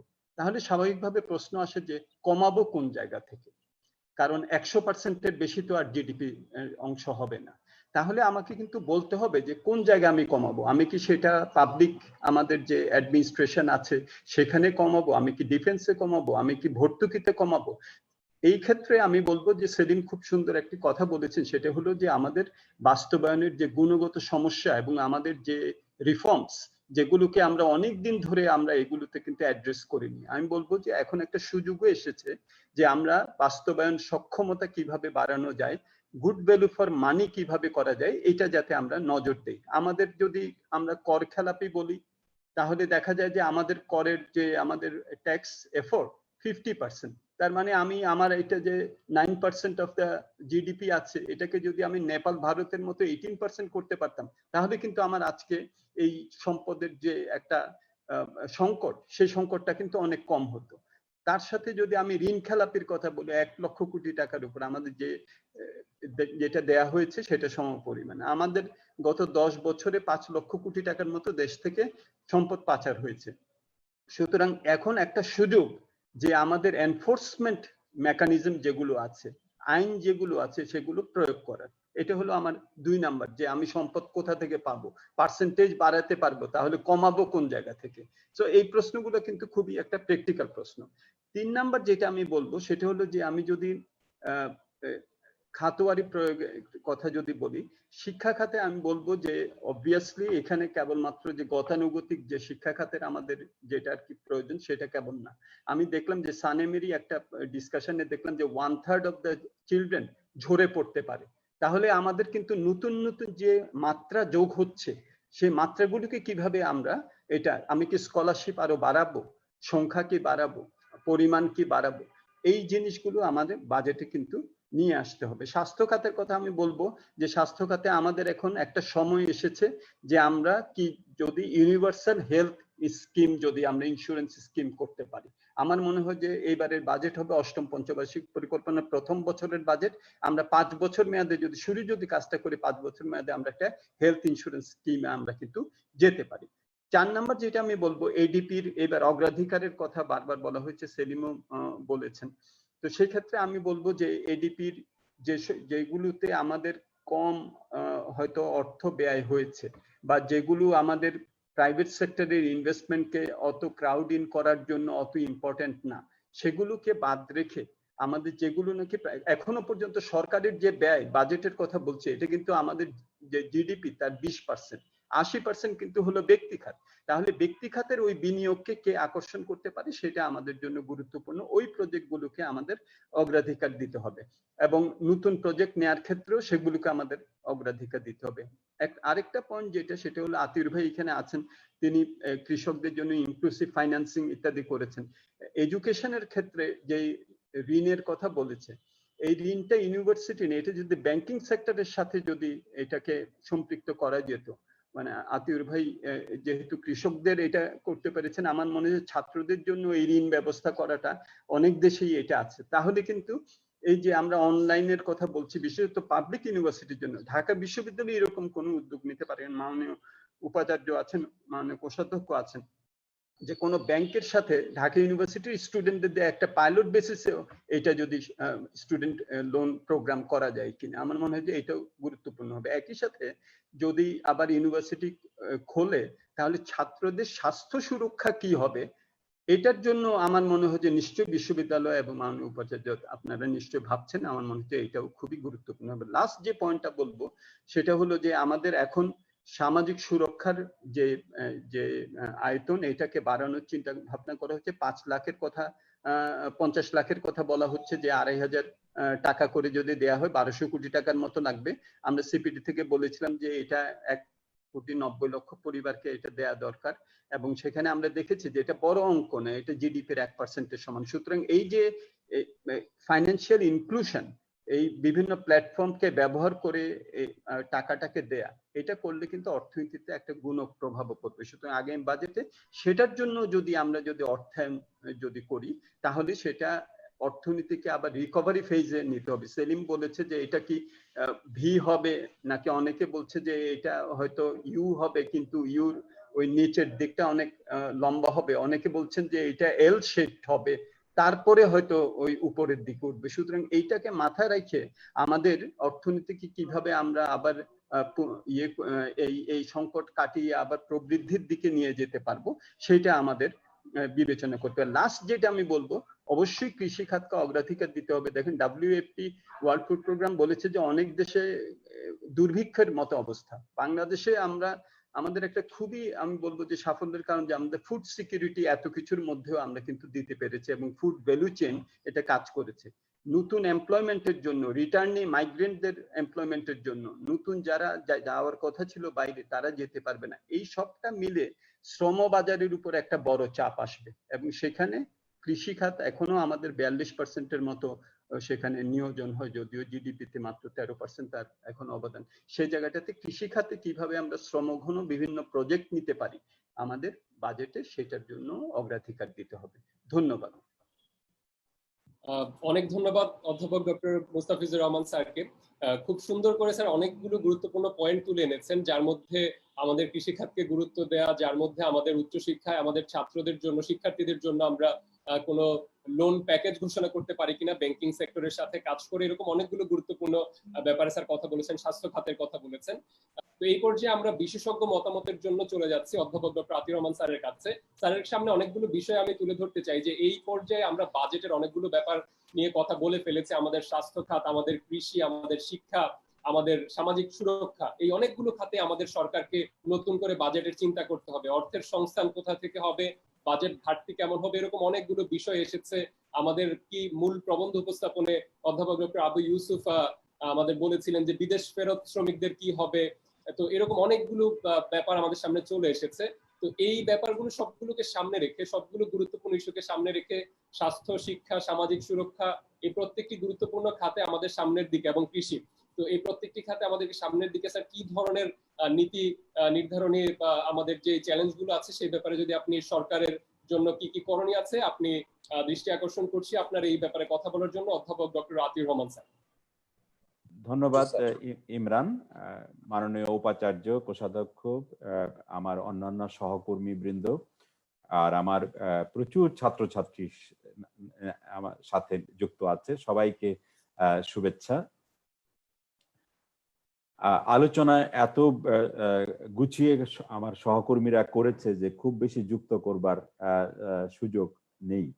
আমি এইটুকুন বলবো যে আগের থেকেও বলে আসছিলাম, এখনো পরিস্থিতি খুবই অনিশ্চিত। আমরা কোন দিকে যাচ্ছি, কি অবস্থা আমাদের সামনে, এখনো আমরা বলতে পারছি না।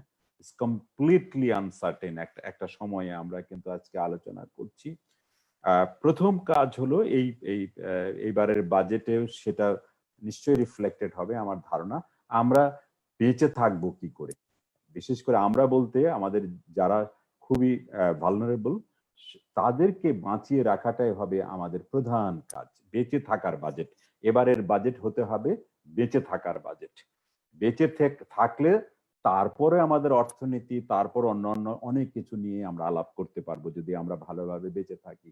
সুতরাং সেই জন্য সবচেয়ে বেশি গুরুত্ব হবে যে প্যান্ডেমিক, যে সংকটের কারণে আজকে এই পরিস্থিতি তৈরি হয়েছে, সেই সংকটটা মোকাবেলা করার জন্য, সেই ভাইরাসকে মোকাবেলা করবার জন্য, একটা অদৃশ্য শক্তি যে ভাইরাস আক্রমণ করেছে তাকে সাপ্রেস করবার জন্য যা যা করা দরকার, তার জন্য স্বাস্থ্য বিভাগকে শুধু শক্তিশালী করলে হবে না, তার সাথে সাথে অন্যান্য যে সমস্ত ফ্রন্টলাইন সোলজার্স আছে, যেমন পুলিশ আছে, আমাদের প্রশাসন আছে, আমাদের এনজিও আছে, আমাদের ভলান্টিয়াররা আছে, সবাইকে যুক্ত করে এই যুদ্ধে একসঙ্গে সবাইকে নামতে, এর জন্য যত রকমের খরচ লাগে সেটা বাজেটকে এনশিওর করতে হবে। একটা ব্ল্যাঙ্ক চেক দিতে হবে এই যোদ্ধাদের জন্য, যারা যুদ্ধে নেমেছে। যুদ্ধ আগে ঠিক করতে হবে, তার মানুষ বেঁচে থাকলে তখন আমরা অনেক কিছু কাজ করতে হবে। ইতিমধ্যেই সরকার সেরকম আয়োজন কিছু কিছু করেছে এবং অনেকগুলো প্রকল্প তারা নিচ্ছে।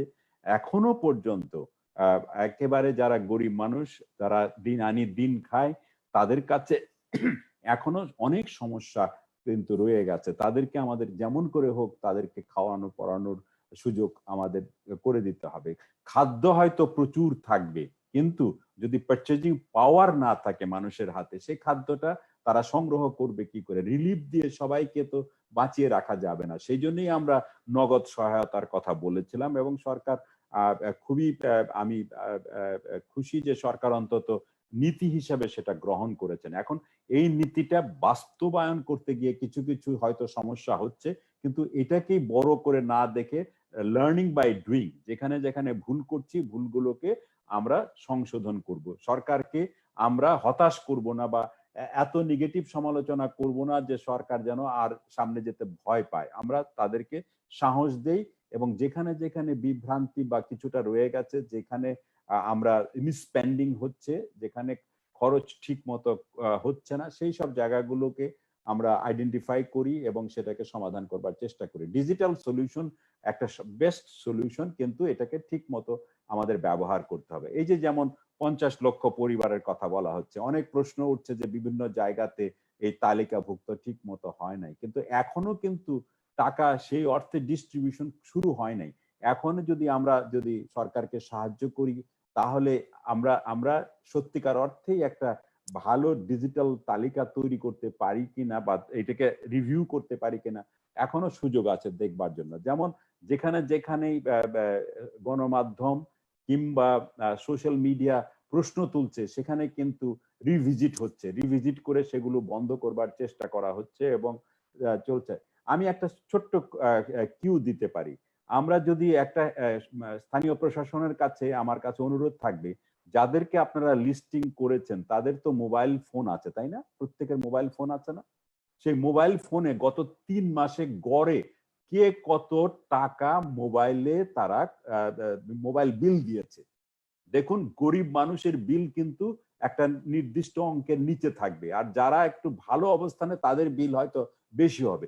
এখান থেকে একটা কাট অফ পিরিয়ড করে তাদেরকে দেখুন না যে এই গ্রুপটা কারা, এবং তারা যদি সত্যি সত্যি সেরকম গ্রুপের হয়ে থাকে যারা বাড়তি গ্রুপের, তাদের উপর ইনভেস্টিগেশন করেন, তাহলেই কিন্তু কাজটা সহজ হয়ে যায়। There is a digital solution to everything. এখন যেটা সুযোগ আছে, আমি জাস্ট একটা পথ বললাম এরকম। আর ইউসুফ যেটা বললো যে একটা সামাজিক এটা লিস্ট আনিয়ে দেওয়া, এগুলো তো আছে, কিন্তু অত কঠিনও না। ডিজিটালি অপারেটরদেরকে বললে পরেই হবে যে গত 3 মাসে গড়ে 100 টাকার নিচে টেলিফোন বিল দিয়েছে কারা, তাদেরকে এবং তাদের এটা সুপার ইম্পোজ করো এদের মধ্যে। এবং আমাদের ডেটা বেজ আছে ইলেকশন কমিশনে, আমাদের এনআইডি ভিত্তি আছে, এটার সাথে সুপার ইম্পোজ করলে পরে আমার মনে হয় যে সত্যিকার পিকচারটা আমরা পেয়ে যাব এবং সরকার ইচ্ছে করলে এটা কাজ করতে পারে। আপনারা শুনে খুশি হবেন যে গার্মেন্টস এর জন্য যে 5,000 কোটি টাকার বেতন দেওয়া হয়েছে, 90% বেতন যারা নিয়েছে তাদের এনআইডি তারা ম্যাচ করেছে, মানে তাদের যে জাতীয় এনআইডির সাথে ম্যাচ করেছে। সুতরাং এটা আমাদের এই ডিজিটালি আমরা চেক করতে পারি আমাদের এই জিনিসগুলো। আমার মনে হয় যে সেই চেকিং কাজটা অব্যাহত থাকতে হবে। দ্বিতীয়ত আমি যেটা বললাম, এটা স্বাস্থ্য খাতে আমাদের খরচ বাড়াতে হবে। স্বাস্থ্য খাতে শুধু অঙ্ক বাড়ালেই চলবে না, এটাও আমি বললাম যে খরচ বাড়বে ঠিকই, কিন্তু খরচটা দক্ষতার সাথে হচ্ছে কিনা, স্বচ্ছতার সাথে হচ্ছে কিনা, সেটাও আমাদের খেয়াল রাখতে হবে। এটা গেল স্বাস্থ্য খাতের বিষয়। দ্বিতীয় যেটা আমাদের সবচেয়ে বড় ইম্পর্টেন্ট, যেটাও আমি কিছুটা টাচ করলাম, সেটা হলো খাদ্য নিরাপত্তা। কারণ নিরাপত্তার জন্য আমাদের যেরকম খাদ্য সরবরাহ গুলোকে সব রকমের প্রক্রিয়া চালু রাখতে হবে, খাদ্য সাহায্যও রাখতে হবে, ক্যাশ সাপোর্টও রাখতে হবে। শুধু ক্যাশ সাপোর্ট রাখলে চলবে না, শুধু খাদ্য সাপোর্ট রাখলেও চলবে না। এটা একটা মিক্স আমাদের করতে হবে, যাতে করে তারা এই বেঁচে থাকার জন্য যেটা দরকার সেটা পায়। তৃতীয়ত যেটা করতে হবে, এই খাদ্য আসবে কোত্থেকে? এই খাদ্য আসবে আমাদের কৃষি থেকে। সুতরাং যেটা অনেকেই বলেছেন, এখানে মুস্তাফিজও বলেছে যে কৃষির উপরে যে গুরুত্বটা আমরা দিয়েছিলাম তার ফল কিন্তু এখন আজকে পাচ্ছি। এই বছর আমরা বিশ্বে 3য় বৃহত্তম চাল উৎপাদনকারী দেশ হিসেবে আবির্ভূত হতে যাচ্ছি। 3,60,00,000 মেট্রিক টনের দেশ হবে বাংলাদেশ এই চাল উৎপাদনের। সুতরাং এটা সম্ভব হয়েছে, আমাদের কৃষকরা আমাদেরকে এই জায়গায় নিয়ে গেছে, এবং এই কৃষি ক্ষেত্রে আমরা যে সাফল্যটা দেখতে পাচ্ছি, এটা ধরে রাখবার জন্য তাদের কৃষি পণ্যের দাম নিশ্চিত করা দরকার। এবং এই জায়গাটাতে আমরা দেখতে একটা ডাইকোটমি, শহরে দাম এখন বেশ ভালো, কিন্তু গ্রামে আমরা সেই পণ্যের দাম দিতে পারছি না। আমাদের সবজির দাম আমরা খুব বেশি দিতে পারিনি। আমরা আমাদের যে মাছ, আমাদের পোল্ট্রি, আমাদের লাইভস্টক, এসব পণ্যগুলোর দাম কিন্তু গ্রামে যথেষ্ট নাই এবং শহরে আবার বেশি। সেই জন্য যেটা করা দরকার, সরকার ইতিমধ্যে উদ্যোগ নিয়েছে, পরিবহনটা খুব দ্রুত ব্যবহার করবার চেষ্টা করছে। এবং এখানে আমি ধন্যবাদ দিতে চাই আমাদের প্রশাসনকে। আমাদের প্রশাসন, স্থানীয় ডেপুটি কমিশনার, উপজেলা নির্বাহী কর্মকর্তা সবাই খুব সহযোগিতা করে এই যে শ্রমিক পরিবহন, যেমন আমাদের হাওরের ধান কাটাটা সহজ হলো কারণ পরিবহনটা তারা নিশ্চিত করতে পেরেছে। এরকম পণ্য পরিবহনেও আমাদের গুরুত্ব দেওয়া উচিত। যেমন আমি উদাহরণ দিই, আগামী কয়েকদিনের মধ্যে লিচু প্রোডাকশনে আসবে এবং অসংখ্য ট্রাক আসার কথা লিচু নিয়ে আমাদের শহরে। এই জায়গাটাতে যেন বাদামতলিতে লিচু নামবে, আম নামবে, এই আমগুলো যেন ঠিক মতো আমরা আমরা এটা বাজারজাত করতে পারি কৃষকদের জন্য, তা না হলে কৃষকের আম গাছেই নষ্ট হবে। এই এই এই মার্কেটিং ফ্যাসিলিটিসটাকে উপরে গুরুত্ব দিতে হবে। এরকম কি করা যায় না? আমি এটা প্রস্তাব করছি, ডেপুটি কমিশনার যদি যে ট্রাকটা আসবে আম নিয়ে, তাকে যদি একটা টোকেন বা একটা সার্টিফিকেটের মতো দেয় যে এই এই ট্রাক যাবে, রাস্তায় কেউ কোনো রকমের প্রতিবন্ধকতা করতে পারবে না, করলে পরে আমরা এটা স্থানীয় প্রশাসন এটা উদ্যোগ দেবে। টোল যখন আসবে, টোলের মধ্যে যদি যমুনার বঙ্গবন্ধু টোলের ব্রিজের ওখানে টোল যখন সে ফিরে যাবে, ট্রাকটা খালি ট্রাক ফিরে যাবে, তো তাকে কিছু কি স্টিমুলাস দেওয়া যায় না? সে অন্তত তেলের খরচটা যাতে ফেরার সময় পায়। সরকার কি তার স্টিমুলাস প্যাকেজে নতুন করে কি ভাবতে পারে না যে এই এই এই অন্তত এই ট্রাকটাকে আমি যেন কিছু সহযোগিতা দিতে পারি? এটা জাস্ট আমি ভাববার জন্য বলছি। একইভাবে আমরা বলতে পারি যে আজকে ইকোনমিস্টরা, আমি তো বড় ইকোনমিস্ট না, কিন্তু আমি জাস্ট এটুকু বলতে পারি যে কেনশিয়ান অর্থনীতি এখানে কাজে লাগানোর সুযোগ আছে বলে আমি মনে করি। আমাদের যাদের আয় কমে যাচ্ছে তাদেরকে যেমন সাপোর্ট দিচ্ছি আমরা, আরেকটা জিনিস যেটা দরকার সেটা হলো যে ডিমান্ড যাতে পড়ে না যায়, কনজামশন যাতে না পড়ে যায়। সেই জন্য এই যে পণ্যগুলোর কথা বললাম, এদের কনজামশন কি বাড়ানোর সুযোগ নাই? আমরা কি এমন চিন্তা করতে পারি? আমি জাস্ট ধারণাটা দিচ্ছি, প্রশাসন ভাবতে পারে, আমরা যদি এখন সরকার যে প্রকিউর করি, আমরা পুলিশ ব্যারাকের জন্য প্রকিউর করি আমাদের খাদ্য, আমরা কি এবার আগামী ইমার্জেন্সির জন্য আমরা লিচু প্রকিউর করতে পারি না, আম প্রকিউর করতে পারি না, এবং সবজি প্রকিউর করতে পারি না? আমরা জেলখানাতে প্রকিউর করে দিতে পারি না? আমরা হাসপাতালগুলোতে কি দিতে পারি না? এতিমখানাকে কি দিতে পারি না? তাহলে সরকার এগুলো যদি প্রকিউর করে এই সব জায়গায় যদি দেয়, তাহলে একটা অটোমেটিক্যালি একটা ডিমান্ড তৈরি হবে এই সব পণ্যের, এবং এই পণ্যগুলোকে বিক্রি করা অনেক সহজ হবে। কিছু কিছু ডেপুটি কমিশনার যেমন অলরেডি সবজি প্রকিউর করে রিলিফের সাথে মিক্স করে তারা এটা দিয়েছে। 10 টাকার চাল বিক্রি করবার সময় ঈশ্বরদীর কৃষকরা 20,000-এর মতো প্যাকেট পাবনার ডেপুটি কমিশনারকে দিয়েছে। তো এই প্রক্রিয়াগুলো তো আমরা দেখছি কাজ করছে, এটাকে আমরা আরো সক্রিয় করতে পারি কিনা এটা ভেবে দেখবেন। আমরা ই কমার্স, বিশেষ করে পণ্য বিক্রির জন্য ই কমার্সকে জোরদার করতে পারি। যেমন সেদিন আমাকে প্রতিমন্ত্রী, আইসিটি প্রতিমন্ত্রী পলক বলছিল যে খুব দ্রুত একটা ন্যাশনাল অনলাইন প্ল্যাটফর্ম, হ্যাঁ অনলাইন একটা প্ল্যাটফর্ম তারা তৈরি করতে যাচ্ছে। এখন এই প্ল্যাটফর্মে কৃষকের সাথে, উদ্যোক্তার সাথে এবং স্টার্ট আপ গুলোর সাথে মিলে একটা অনলাইন প্ল্যাটফর্ম হতে যাচ্ছে। সুতরাং এই প্ল্যাটফর্মকে আরো তাড়াতাড়ি চালু করা দরকার, যাতে করে আম যারা বিক্রি করবে, সাতক্ষীরার আম বিক্রি করবে, তারা কিন্তু আমাদের ই কমার্সের যারা, তারা এটা যুক্ত করে ফ্ল্যাটের সাথে যুক্ত করে দিবে, তারা এই আম সরবরাহ করবে। এটা কিন্তু খুবই সহজ। সেজন্য আম আনতে হবে, আম আনার জন্য যে পরিবহনের ব্যবস্থা সেটা স্থানীয় প্রশাসন করবে। এমনকি যারা পাইকার, তারা যখন যাবে আমের এলাকাতে, চাঁপাইনবাবগঞ্জে, তাদের থাকা, তাদের ব্যবস্থা এই সমস্ত স্থানীয় প্রশাসন করবে, এবং রেলটাকে তাড়াতাড়ি চালু করে দিতে পারে। রেলে দরকার হলে সেখানে এই সমস্ত সবজি বা আম আনার জন্য দরকার হলে সেখানে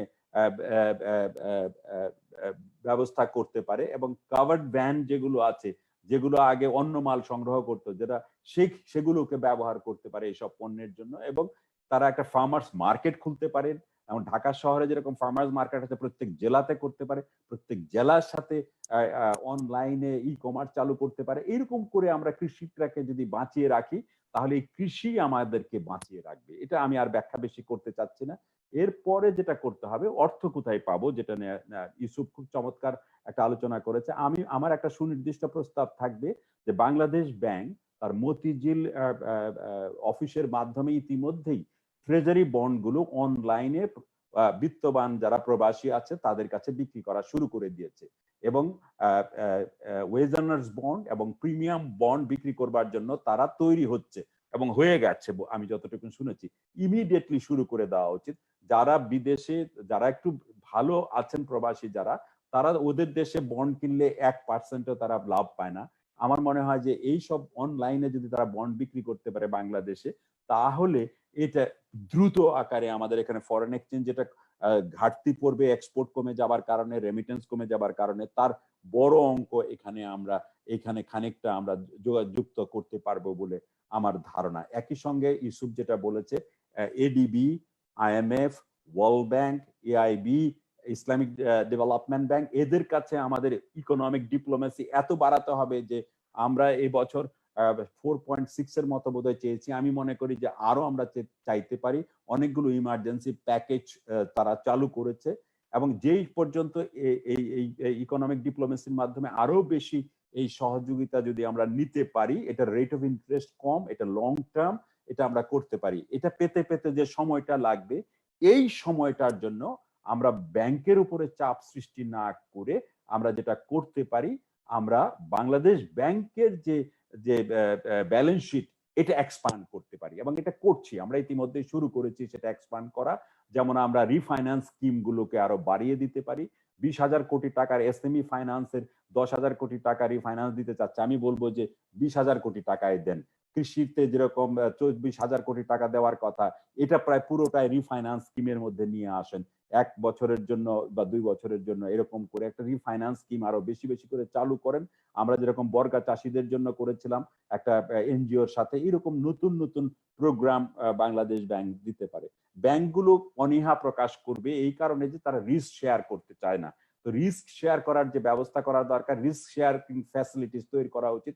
আমার প্রস্তাব থাকবে এবারের বাজেটেই একটা ক্রেডিট গ্যারান্টি স্কিম বাজেটে চালু করা হোক। আমি শুনেছি যে বিশ্ব ব্যাংক এখানে অর্থ দিতে চাচ্ছে, গভর্নমেন্ট এইভাবে এগিয়ে যেতে পারে আর কি রিফোর্স।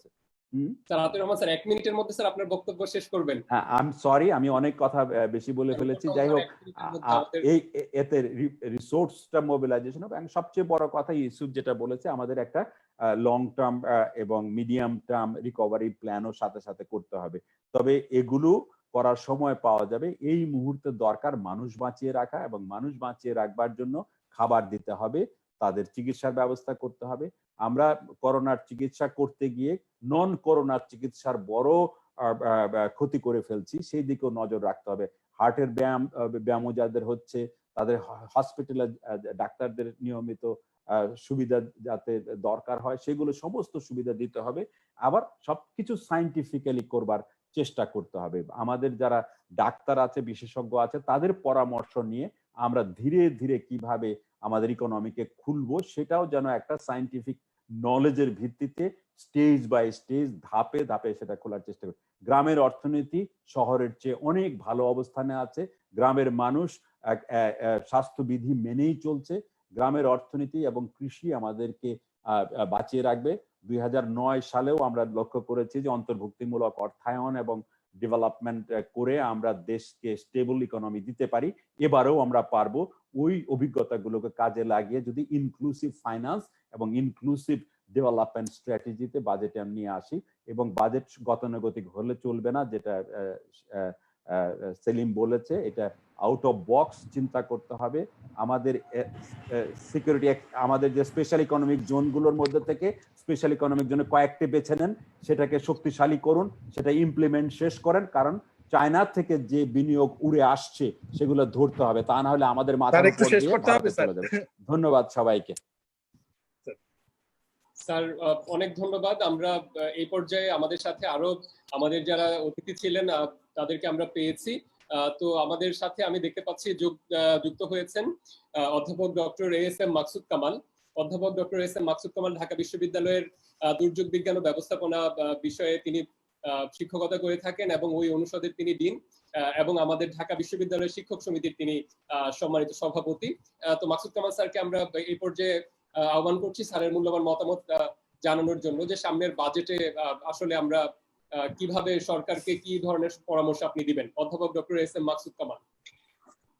ধন্যবাদ ইমরান এবং ডেভেলপমেন্ট স্টাডিজ ডিপার্টমেন্টকে ধন্যবাদ, তাদের সেন্টারটি আছে ডিপার্টমেন্টে বাজেট সংক্রান্ত এই আলোচনাটি করেছে। আমি শুধু এটাই বলবো যে আজকে রাতের বেলায় একটা বড় ধরনের সাইক্লোন, যেটাকে আমরা সুপার সাইক্লোন বলে অভিহিত করে থাকি, এর গতিবিধি এখন তার আই থেকে 90 কিলোমিটারের মধ্যে 220 থেকে 240 কিলোমিটার পর্যন্ত এটা একটা ধ্বংসাত্মক সাইক্লোন হবে যদি বাংলাদেশকে এটা আঘাত করে। বিশেষ করে সিডর যে জায়গাগুলোতে অতীতে আঘাত করেছে এবং যেখানকার ক্ষত এখনো শুকিয়ে যায় নাই, সেই সিডর এবং আইলা আক্রান্ত জায়গায় এই সাইক্লোনটি আঘাত করতে পারে। তো সে সংক্রান্ত বিষয়ে আপনারা যারা বিজ্ঞ আলোচক আছেন, আগে থেকেই সরকার যেন বাজেটে এই সাইক্লোনটি যদি আমাদেরকে আঘাত করে তাহলে সেই বিষয়গুলো যেন যথারীতি এগুলোকে মেজার করে বাজেটে এগুলোকে যেন সন্নিবেশ করে, এটি হলো আমার বিষয়। আমি আবারও সকলকে ধন্যবাদ জানিয়ে যাতে করে দ্রুতগতিতে আলোচনাটি শেষ করা যায়। আমাদের সময় হয়ে গেছে, আপনারা সকলকে আলোচনা করেছেন। আমি অন্য একটা আলোচনা ছিলাম কোভিড-19 সংক্রান্ত, তো সেখান থেকে এসে আপনাদের এখানে অংশগ্রহণ করেছি। আমি ধন্যবাদ জানিয়ে আমি শেষ করলাম। অনেক ধন্যবাদ অধ্যাপক doctor S M Maksud Kamal sir, আপনি আমাদের সাথে একটু সময় দিয়েছেন এই সময়টাতে। এবং স্যার আপনি খুব গুরুত্বপূর্ণ একটি পয়েন্ট বলেছেন। আমার মনে হয় এই ব্যাপারটি আমাদেরকে কোভিড-19 যেমন আমরা বুঝতে পারছি আমাদের ত্রাণ ও দুর্যোগ ব্যবস্থাপনা কতটা জরুরি, তেমনি এই ঘূর্ণিঝড় আমফান বা এই ধরনের ঘূর্ণিঝড়গুলো আমাদেরকে আবার মনে করিয়ে দেয় আসলে এই দুর্যোগ ব্যবস্থাপনার বিষয়টা আমাদের জন্য কত গুরুত্বপূর্ণ। এবং সামনের বাজেটে আশা করি সরকার যথাযথ গুরুত্ব দিবেন। তো আমাদের যেহেতু বেশিরভাগ আমরা আমাদের আলোচকদের বক্তব্য শুনে ফেলেছি, আমাদের সব আলোচকরাই কথা বলে ফেলেছেন, তো এই পর্যায়ে আমার মনে হয় যে আমরা সরাসরি মাননীয় উপাচার্য মহোদয়ের কাছেই চলে যেতে পারি। মাননীয় উপাচার্য মহোদয় আমাদের সাথে অনেকক্ষণ ধরে অপেক্ষা করছেন। স্যারের কাছে যাওয়ার আগে আমি কয়েকটি বিষয় বলছি। স্যার আপনার কাছে আমাদের অতিথিরা অনলাইন শিক্ষা বা অনলাইন এডুকেশন কার্যক্রম নিয়ে জানতে চেয়েছেন যে আসলে এই ব্যাপারে আমরা ঢাকা বিশ্ববিদ্যালয়ে কি করতে যাচ্ছি। সেখানে শিক্ষার্থীদের জন্য আমরা কোনো ধরনের স্টাইপেন্ড বা লোন প্যাকেজ ঘোষণা করতে পারি কিনা, যেন তাদের অনলাইন শিক্ষা কার্যক্রমে তারা অংশ নিতে পারে এবং তাদের ভবিষ্যতে এখন তারা যে আর্থিক বিপর্যয়ের মুখোমুখি হয়েছে, কোনো ব্যাংকের সাথে ঢাকা বিশ্ববিদ্যালয় একত্রিত হয়ে কোনো ধরনের ঋণ কার্যক্রম শিক্ষার্থীদের জন্য হাতে নিতে পারে কিনা পাইলটিং আকারে, যেটি পরবর্তীতে অন্যান্য দেশের অন্যান্য প্রতিষ্ঠানও ফলো করতে পারে বা অনুসরণ করতে পারে। তো এই ব্যাপারে স্যার আপনার একটু সুচিন্তিত মতামত আমরা জানতে চাইবো। সবাই তাকিয়ে আছে আপনার দিকে ঢাকা বিশ্ববিদ্যালয়ের অভিভাবক হিসেবে, দেশের শিক্ষা খাতের একজন বড় অভিভাবক হিসেবে। তো আমরা এই মুহূর্তে শুনতে চাই, সবাই আমরা অপেক্ষা করছি, যার জন্য অধ্যাপক ডক্টর মোহাম্মদ আখতারুজ্জামান, আমাদের ঢাকা বিশ্ববিদ্যালয়ের মাননীয় উপাচার্য। স্যার। মাননীয় সভাপতি, আমাদের ঢাকা বিশ্ববিদ্যালয়ের মাননীয় কোষাধ্যক্ষ এবং এই সেন্টারের সম্মানিত সভাপতি প্রফেসর ডক্টর মোহাম্মদ কামাল উদ্দিন, আমাদের আলোচক বৃন্দ, আমাদের সেন্টারের পরিচালক এবং কিনোট স্পিকার প্রফেসর ইউসুফ, আমাদের বঙ্গবন্ধু চেয়ার অধ্যাপক, আমাদের শ্রদ্ধাভাজন বিশিষ্ট অর্থনীতিবিদ প্রফেসর আতিয়াউর রহমান তিনি বলছেন, আরেকজন অর্থনীতিবিদ সেলিম রায়হান, কাজী মারুফ, আমাদের তৈয়বুর রহমান সহ আমাদের ডেভেলপমেন্ট স্টাডিজ বিভাগের বিতর্কিত সহকর্মীবৃন্দ, আপনাদের সকলকে, আমাদের শিক্ষক সমিতির সভাপতি তিনি সংক্ষিপ্ত বলছেন, আমাদের আচ্ছা যোগদান করছিলেন, তিনিও কথা বলছেন, এবং একই সঙ্গে আমাদের সামাজিক বিজ্ঞান অনুষদের সম্মানিত ডিন প্রফেসর সাদিক আলিম, তিনি একবার তার কথা শুনছিলাম তো হারিয়ে ফেললাম। সবাইকে আমি শুভেচ্ছা জানাই এবং আরো হয়তো আমাদের অনেক শিক্ষার্থী বিভিন্ন জন সমাজের তারা সংযুক্ত আছেন ফেসবুকে, সোশ্যাল মিডিয়ার মাধ্যমে, তাদের সকলকে রমজানুল মোবারক এবং শুভেচ্ছা জ্ঞাপন করি। তো আমি প্রথম থেকেই সকলের বক্তব্য শুনেছি এবং বিশেষ করে প্রফেসর ইউসুফ একটি ভালো কাজ করেছেন, সেটি হলো যে এটি কিন্তু একটি রাইট আপ তৈরি করে তিনি আমাদেরকে আগে পৌঁছিয়েছেন। আমি সকালে এটি পেয়েছি, 9টায় আমার হাতে পেয়েছি, পাওয়ার পর এটি পড়েছি। সুতরাং ইউসুফ যতটুকু উপস্থাপন করতে পারেনি সময়ের স্বল্পতার কারণে, কিন্তু আমাদের সেই ঘাটতিটা কিন্তু রাখেনি। তারপরেও কিন্তু একেবারেই কি ফিচার্স গুলো সেগুলো কিন্তু তিনি বলেছেন। তো আমি আমাদের প্রফেসর আতিউর রহমানের শেষের একটি কথাই খুব গুরুত্বপূর্ণ, সেটি আমাকে আকৃষ্ট করেছে, সেটা দিয়ে শুরু করি। সেটি হলো এটি বেঁচে থাকার একটি বাজেট হবে। এই কথাটি প্রযোজ্য এই কারণে সারা পৃথিবীব্যাপী কিন্তু এখন মানুষ শুধু একটি কথাই বলে যে আমাদের সার্ভাইভাল এবং ডিগনিটি এই দুটোই কিন্তু এখন খুব হুমকির মুখে পড়েছে। শুধু সার্ভাইভালই না, যারা সার্ভাইভ করছে তাদের ডিগনিটিও কিন্তু এখন অনেকটা হুমকির মুখে পড়েছে। এটি একেবারেই বাস্তবতা। কেননা সেটি হলো এরকম যে বিভিন্ন বাধা নিষেধ আমাদেরকে এমন কতগুলো কাজ থেকে বিরত রাখছে যেগুলো সবসময় একটি মানবিক আবেদন ছিল।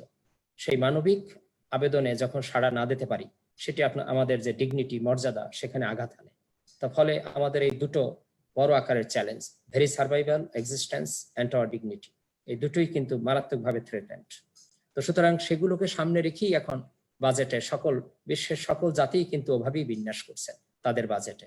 কালকেরও দেখলাম ইউরোপিয়ান ইউনিয়ন, তাদের যে 27টি রাষ্ট্র, তারাও বসে, কালকে জার্মান এবং ফ্রান্স, তারা দুইজনে বসে সিদ্ধান্তগুলো নিচ্ছে যে কিভাবে রিকভারি প্ল্যান গুলো তারা করবে এবং বাজেটে তার প্রতিফলন ঘটবে। সেই প্রয়াসটা কিন্তু এখন সারা বিশ্বব্যাপী আছে। তো আমাদেরও জাতীয়ভাবে আমাদের এখানেও অথবা সেই বিষয়েরই প্রতিফলন লাগবে, এই কোনো সন্দেহ নাই।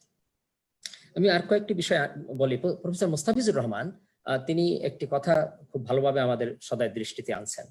সেটি হলো এরকম যে বাজেটের তো 100 ভাগের বেশি নাই, এটা একটি পরিসংখ্যান, যে 100 ভাগের তো বেশি হতে পারবে না। আমরা এত পার্সেন্ট এই খাতে, 80% ওই খাতে, 4টি গুরুত্বপূর্ণ খাতের কথা আমাদের প্রফেসর ইউসুফ বলে দিলেন, কৃষি, স্বাস্থ্য, শিক্ষা এবং সামাজিক সুরক্ষা।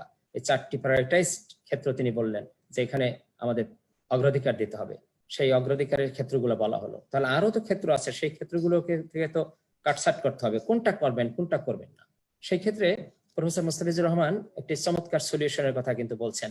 আমরা সেটি বোধহয় আমাদের বিবেচনায় নেওয়া দরকার, যেটির প্রতি কিছুটা সেলিম রেহানও বলেছিলেন সেই কথাগুলো। সেটি হলো মানে গুড ভ্যালু ফর মানি এবং কৃচ্ছ্রতা সাধন। সেই কথাগুলো যেগুলো বারবার আছে, কৃচ্ছ্রতা সাধন, গুড ভ্যালু ফর মানি এবং এনফোর্সমেন্ট অফ ল প্রপারলি, এগুলোর যথাযথভাবে প্রয়োগ করা। কারণ আমাদের যে ইনক্লুশন এবং এক্সক্লুশন এরর যেগুলো ঘটছে, সেগুলো যদি রোধ করা যায়, যেগুলো আপনাদের বিশেষজ্ঞদের বক্তব্য থেকে বেরিয়ে আসলো, আমি সেখান থেকেই শিখেছি মূলত এই কথাগুলো, যে এক্সক্লুশন এররও আছে, আমাদের ইনক্লুশন এররও আছে। এই দুটোর ক্ষেত্রেই আমাদের কিন্তু বিভ্রান্তি আছে এবং বিভ্রান্তি দূর করার জন্য একটি ডিজিটাল সলিউশনের কথা প্রফেসর আতিউর রহমান কিন্তু সংক্ষেপে ছোট্ট একটি উদাহরণ দিয়ে দিলেন। এটি একটি প্রোটোটাইপ, একটি ছোট্ট একটা স্পেসিমেন হিসেবে তিনি এই সলিউশনটা দিলেন। এটি হয়তো বহু ক্ষেত্রে আমরা প্রয়োগ করতে পারবো। উনি হয়তো বললেন যে হ্যাঁ, আমরা যারা মোবাইল ব্যবহার করি, সে প্রান্তিক মানুষরা বলি, গরিব দরিদ্র মানুষের কথা বলি, সাধারণ গ্রামের মানুষের কথা বলি, তাদের সেখানে কতটুকু আসে সেটা একটা ইন্ডেক্স হতে পারে, একটা প্যারামিটার হতে পারে। সেটি ধরেও কিন্তু কোনো না কোনো ভাবে আমরা এগোতে পারি, তাতে বহু মানুষের অংশগ্রহণ লাগে না। সেটি যে কোনো একটি কোম্পানিকে বললেই তারা সেই ডাটাটা দিতে পারে, সেটি অ্যানালাইসিস করে সেখান থেকে আমরা সিদ্ধান্ত নিতে পারি। সম্প্রতি আপনারা দেখেছেন সরকার যে প্যাকেজটি দিয়েছিল দরিদ্র মানুষের জন্য সামাজিক সুরক্ষার অংশ হিসাবে, সেখানে দেখুন একটি মোবাইল নাম্বার বহুজনের বিভিন্নভাবে সেই উত্তরগুলো আসছে যে সেখানেও কিভাবে এই ধরনের অ্যাবিউজ হচ্ছে। সুতরাং এই পয়েন্টটি খুবই গুরুত্বপূর্ণ যে আমরা কার অংশটুকু, কার স্টেকটুকু কমাবো, কোথায় বৃদ্ধি করব। তার চেয়েও বেশি গুরুত্বপূর্ণ হলো আমাদের এই স্বচ্ছতার দিকটি, অ্যাকাউন্টেবিলিটির দিকটি, আমাদের কৃচ্ছ্রতার দিকটি, আমাদের গুড গভর্নেন্সের দিকটি, আমাদের সক্ষমতাকে এম্পাওয়ারমেন্ট করার জন্য, স্ট্রেংথেন করার জন্য। এই বিষয়গুলো এখন আমাদের সবচেয়ে বেশি গুরুত্বপূর্ণ। আমরা কিন্তু সেই বিষয়গুলো যদি উপেক্ষা করি, তাহলে আর যতই বিভিন্ন খাতে বাজেট বাড়াবো অথবা কমাবো, কোনোটাই করতে পারবো না। এই আপনাদের এই যে কথাগুলো বলছেন, তো আপনারা তো শুধুমাত্র একজন বিশেষজ্ঞ অর্থনীতিবিদ, সমাজ চিন্তক তাই না, আপনারা যে মানুষগুলো এখানে আছেন সেই মানুষগুলো কিন্তু শুধু এটাই না, তাদের একটা ভালো ভ্যালুজও আপনারা সংরক্ষণ করেন। আপনারা সবাই একাডেমিশিয়ান, ফলে আপনাদের মুখ থেকে কিন্তু ফলে ওই বিশেষজ্ঞ বক্তব্যের সঙ্গে সঙ্গে এই মানবিক নৈতিক এই বক্তব্যগুলো আপনাদের বেরিয়ে আসছে। আমরা সরকারকেও সেই কারণে সবসময় আহ্বান জানাই যে আপনারা এই বক্তব্যগুলোকে গ্রহণ করুন। যারা শুধুমাত্র বিভিন্ন চেয়ারে আসি, পজিশনে আসি, তাদের বক্তব্যের চেয়েও এই যে আপনারা বিশেষজ্ঞ যে কথাগুলো বললেন, সেইগুলো নেওয়াটা কিন্তু আমাদের খুব বেশি জরুরি। সেই আহ্বানটুকু আমার থাকবে। আরেকটি বিষয় হলো যে শিক্ষাঙ্গন কিন্তু সবসময় কৃচ্ছ্রতার মধ্যে থাকে। তার একটা উদাহরণ বলি। ইউনেস্কোর একটি যে রিকমেন্ডেশন, সেটি হলো প্রফেসর ইউসুফ একটু হিন্টস দিয়েছেন যে 6% জিডিপির 6% শিক্ষার্থী রাখতে হবে, জাতীয় বাজেটে 20%। বলুন তো আমরা কততে আছি? 2.75 এটা আছে আমরা জিডিপির, আর অ্যানুয়াল বাজেটের সেখানে আছি 11 থেকে 12.5 এর মধ্যে আছি, বিভিন্ন খাত উপখাত সেগুলো সংগঠিত ভাবে।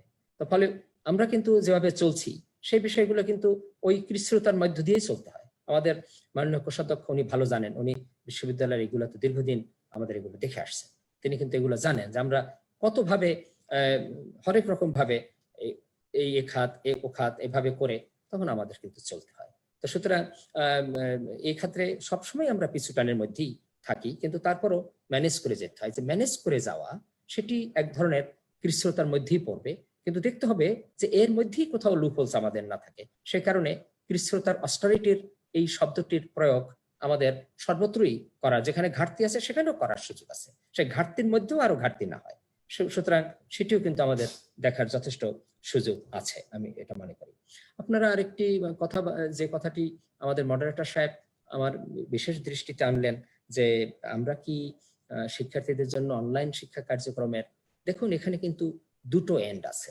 আমরা আমাদের ডিনস কমিটির সভায় এটা সবিস্তার আলোচনা করেছি, আমরা দফায় দফায় বৈঠক করেছি এই বিষয়গুলো। ডিন বৃন্দ কিন্তু এখানে দুজন ডিন সম্পৃক্ত আছেন, আমাদের সোশ্যাল সায়েন্সের ডিন, আর্ট অ্যান্ড এনভায়রনমেন্টাল সায়েন্সেসের ডিন, তারা দুজনই এখানে জড়িত আছেন।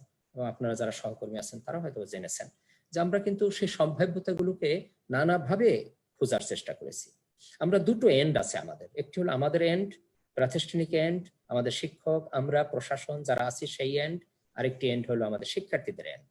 এবং ঢাকা বিশ্ববিদ্যালয়ের একটি সুন্দর বৈশিষ্ট্য যদি আপনারা বলেন, সেটা আপনাদের আমাদের সকলের জীবন থেকেই সেটি আপনারা গ্রহণ করতে পারেন।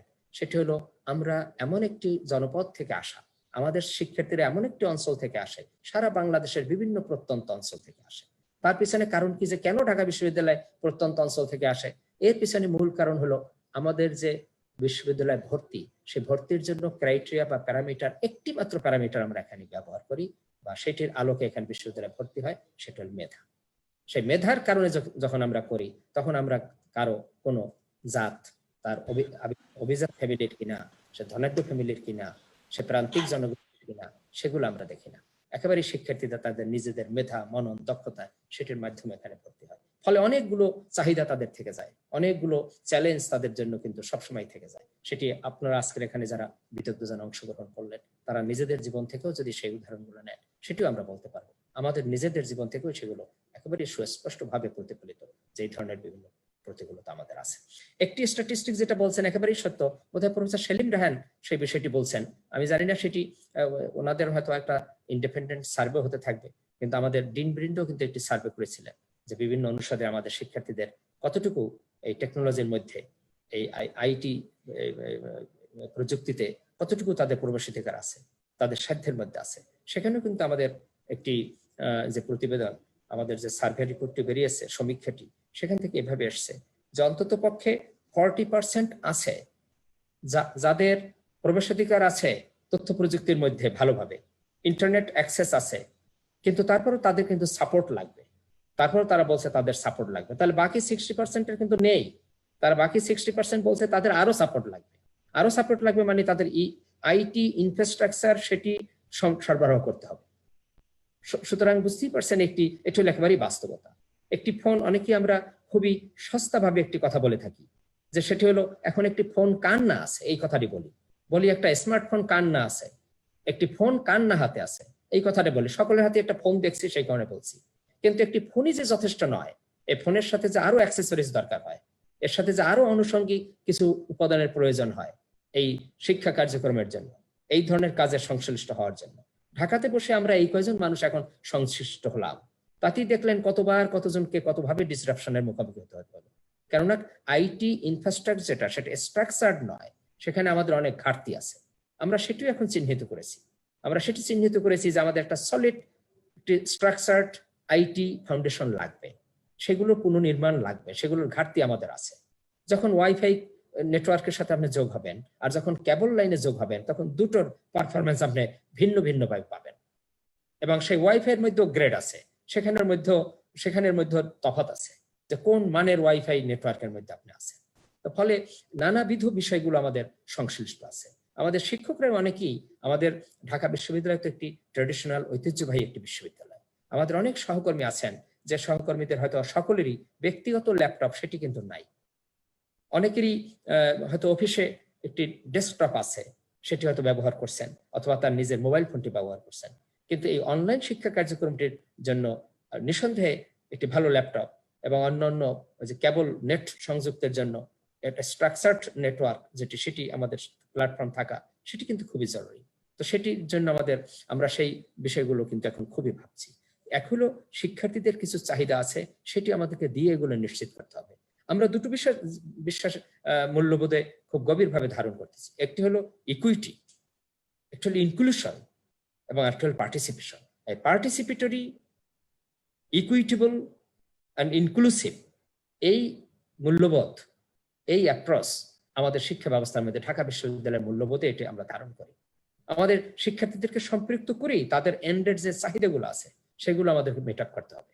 হ্যাঁ, একটি মোবাইল প্যাকেজ তারা কোথাও একটা কিনবে, একটি প্যাকেজ কিনে তারপর অংশগ্রহণ করবে।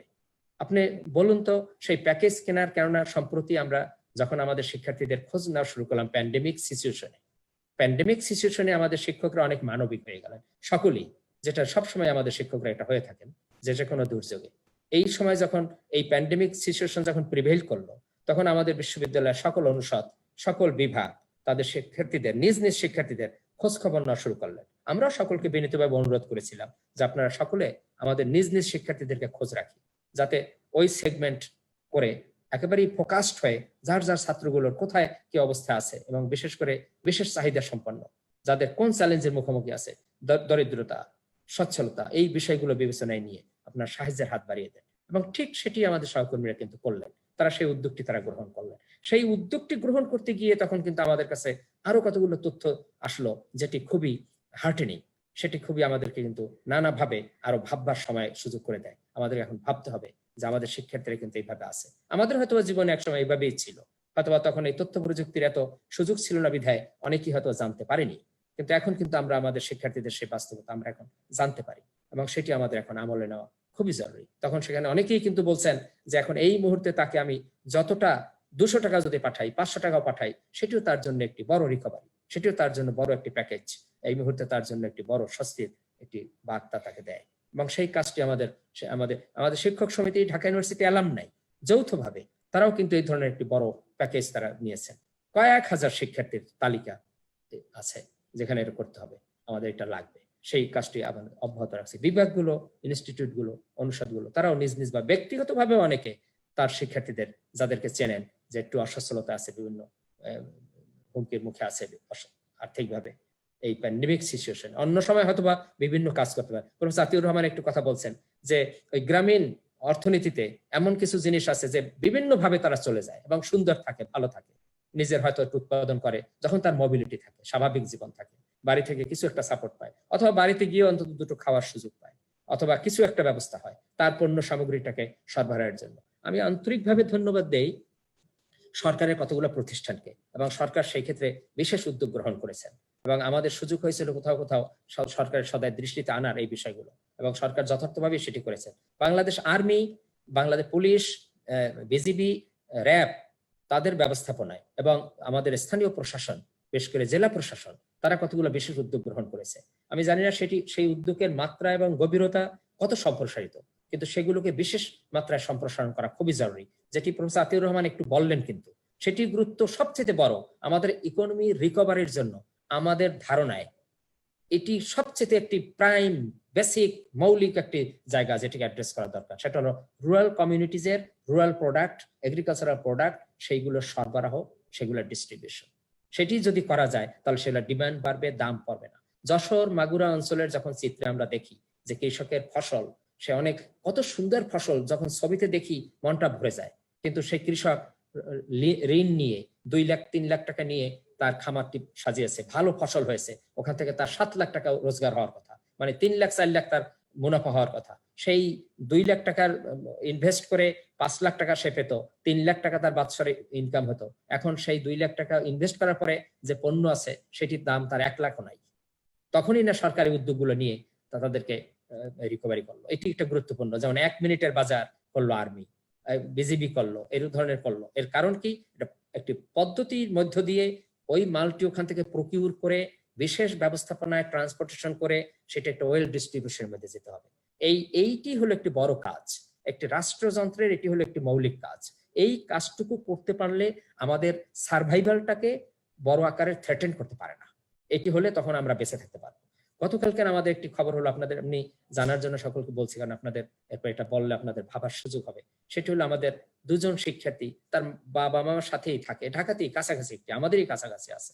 তারা একটি ছেলে একটি মেয়ে, দুই ভাই বোন। আমাদের এই দুইজন আমাদের ছেলে মেয়ে দুটোই আমাদের এখানে পড়ে। ওরা দুজনই করোনা আক্রান্ত, ওর মা বাবাও করোনা আক্রান্ত, 4 জন ঘরে করোনা আক্রান্ত।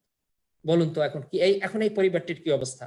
এই মুহূর্তে তাদেরকে ওই ধরনের স্ট্রাকচার্ড এবং একেবারেই রেগুলেটেড ওয়েতে যদি তাদের ওখানে সাপ্লাইকে আমি নিশ্চিত না করতে পারি আমরা, তাহলে এই পুরোটাই তো এক্সিস্টেন্সটা, the very existence will be in question.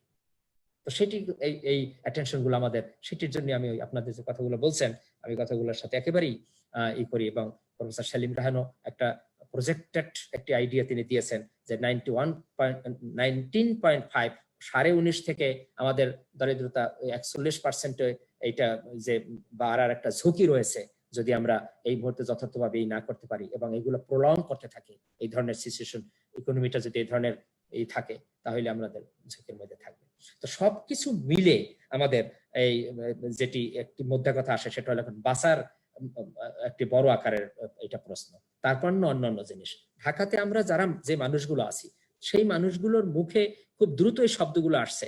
এই মুহূর্তে আপনাদের সাথে আমরা এটা আছি, এটাও উপভোগ করছি আমরা, কিন্তু যে এই মুহূর্তে আমাদের অনেক পরিচিত মুখগুলো দেখছি, ভালো লাগছে, আমাদের জন্য একটা উপভোগ্যতা। কিন্তু এমন মানুষ আছে যাদের জন্য এখন জীবন মরণ, এমন সেই প্রান্তিক মানুষরা, তাদের জন্য কিন্তু জীবন মরণ। তাদেরকে আমি অনলাইনে শিক্ষা কার্যক্রমের সাথে আমি একটা ঘোষণা দিয়ে সেটি বড় খুবই খুবই কঠিন। এখানে আমরা হয়তো বাসার মধ্যে আছি, সবকিছু ভালো আছে, সবকিছু আছে, তারপরে এইটি করতে পেরে যেটি আমাদেরকে আরেকটু এক্সপোজার দিল, আর একটা রিক্রিয়েশনের সুযোগ করে দিল।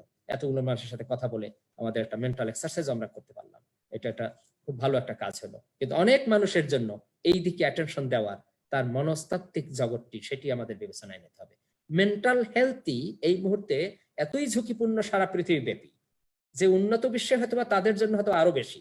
আমাদের দেশে হয়তোবা আমরা যেহেতু আমরা একটা রেজিলিয়েন্ট কমিউনিটি নেশন, কারণ আমাদের বহু বাধা বিপত্তির মুখেই আমরা মূলত চলি, সেই কারণে আমরা হয়তোবা সহসাই ভেঙ্গে পড়ি না। সেটি হয়তো আমাদের জন্য আল্লাহর একটি বিশেষ রহমত যে এই জনগোষ্ঠীর জন্য। নইলে যেভাবে আমাদের যে মানুষগুলো যে প্রতিকূলতার মধ্যে আমরা বেঁচে থাকি, সেটার জন্য এই ধরনের আল্লাহ রব্বুল আলমিনের একটি বিশেষ রহমত আমাদের প্রতি আছে। নইলে কিন্তু হতাশায় ভুগত। এই অবস্থা যদি আজকের ইউরোপ আমেরিকার এই মানুষগুলোর থাকতো, যাদের এত সুন্দর দেখতে, সুন্দরভাবে চলে, সুন্দর বলে, সুন্দর খায়, ভালো খায়, তাই সেই মানুষগুলোর জন্য হতো, তাহলে বোধহয় সেখানে আরো বড় আকারের বিপর্যয় ঘটেছে।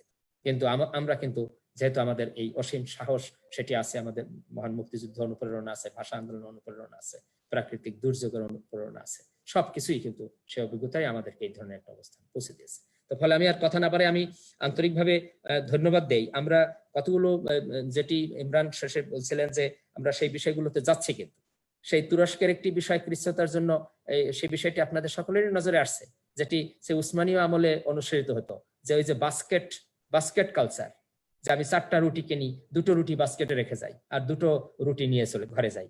আবার আরেকজনে যিনি নিডি, যিনি বাস্কেট থেকে নেন, তাকে দেওয়া হলো বাস্কেট থেকে 4টি, সে বললো আমার 4টি লাগবে না, আমার লাগবে 2টো, সে আরো 2টো নেয়। দেখেন, বাস্কেট বেনিফিশিয়ারিও কন্ট্রিবিউট করে, আবার যিনি ধনাঢ্য মানুষ তিনিও কন্ট্রিবিউট করেন। এই ধরনের একটি সুন্দর দৃষ্টিভঙ্গি আমাদের, সেটিও খুবই বিকাশ ঘটানো খুবই জরুরি।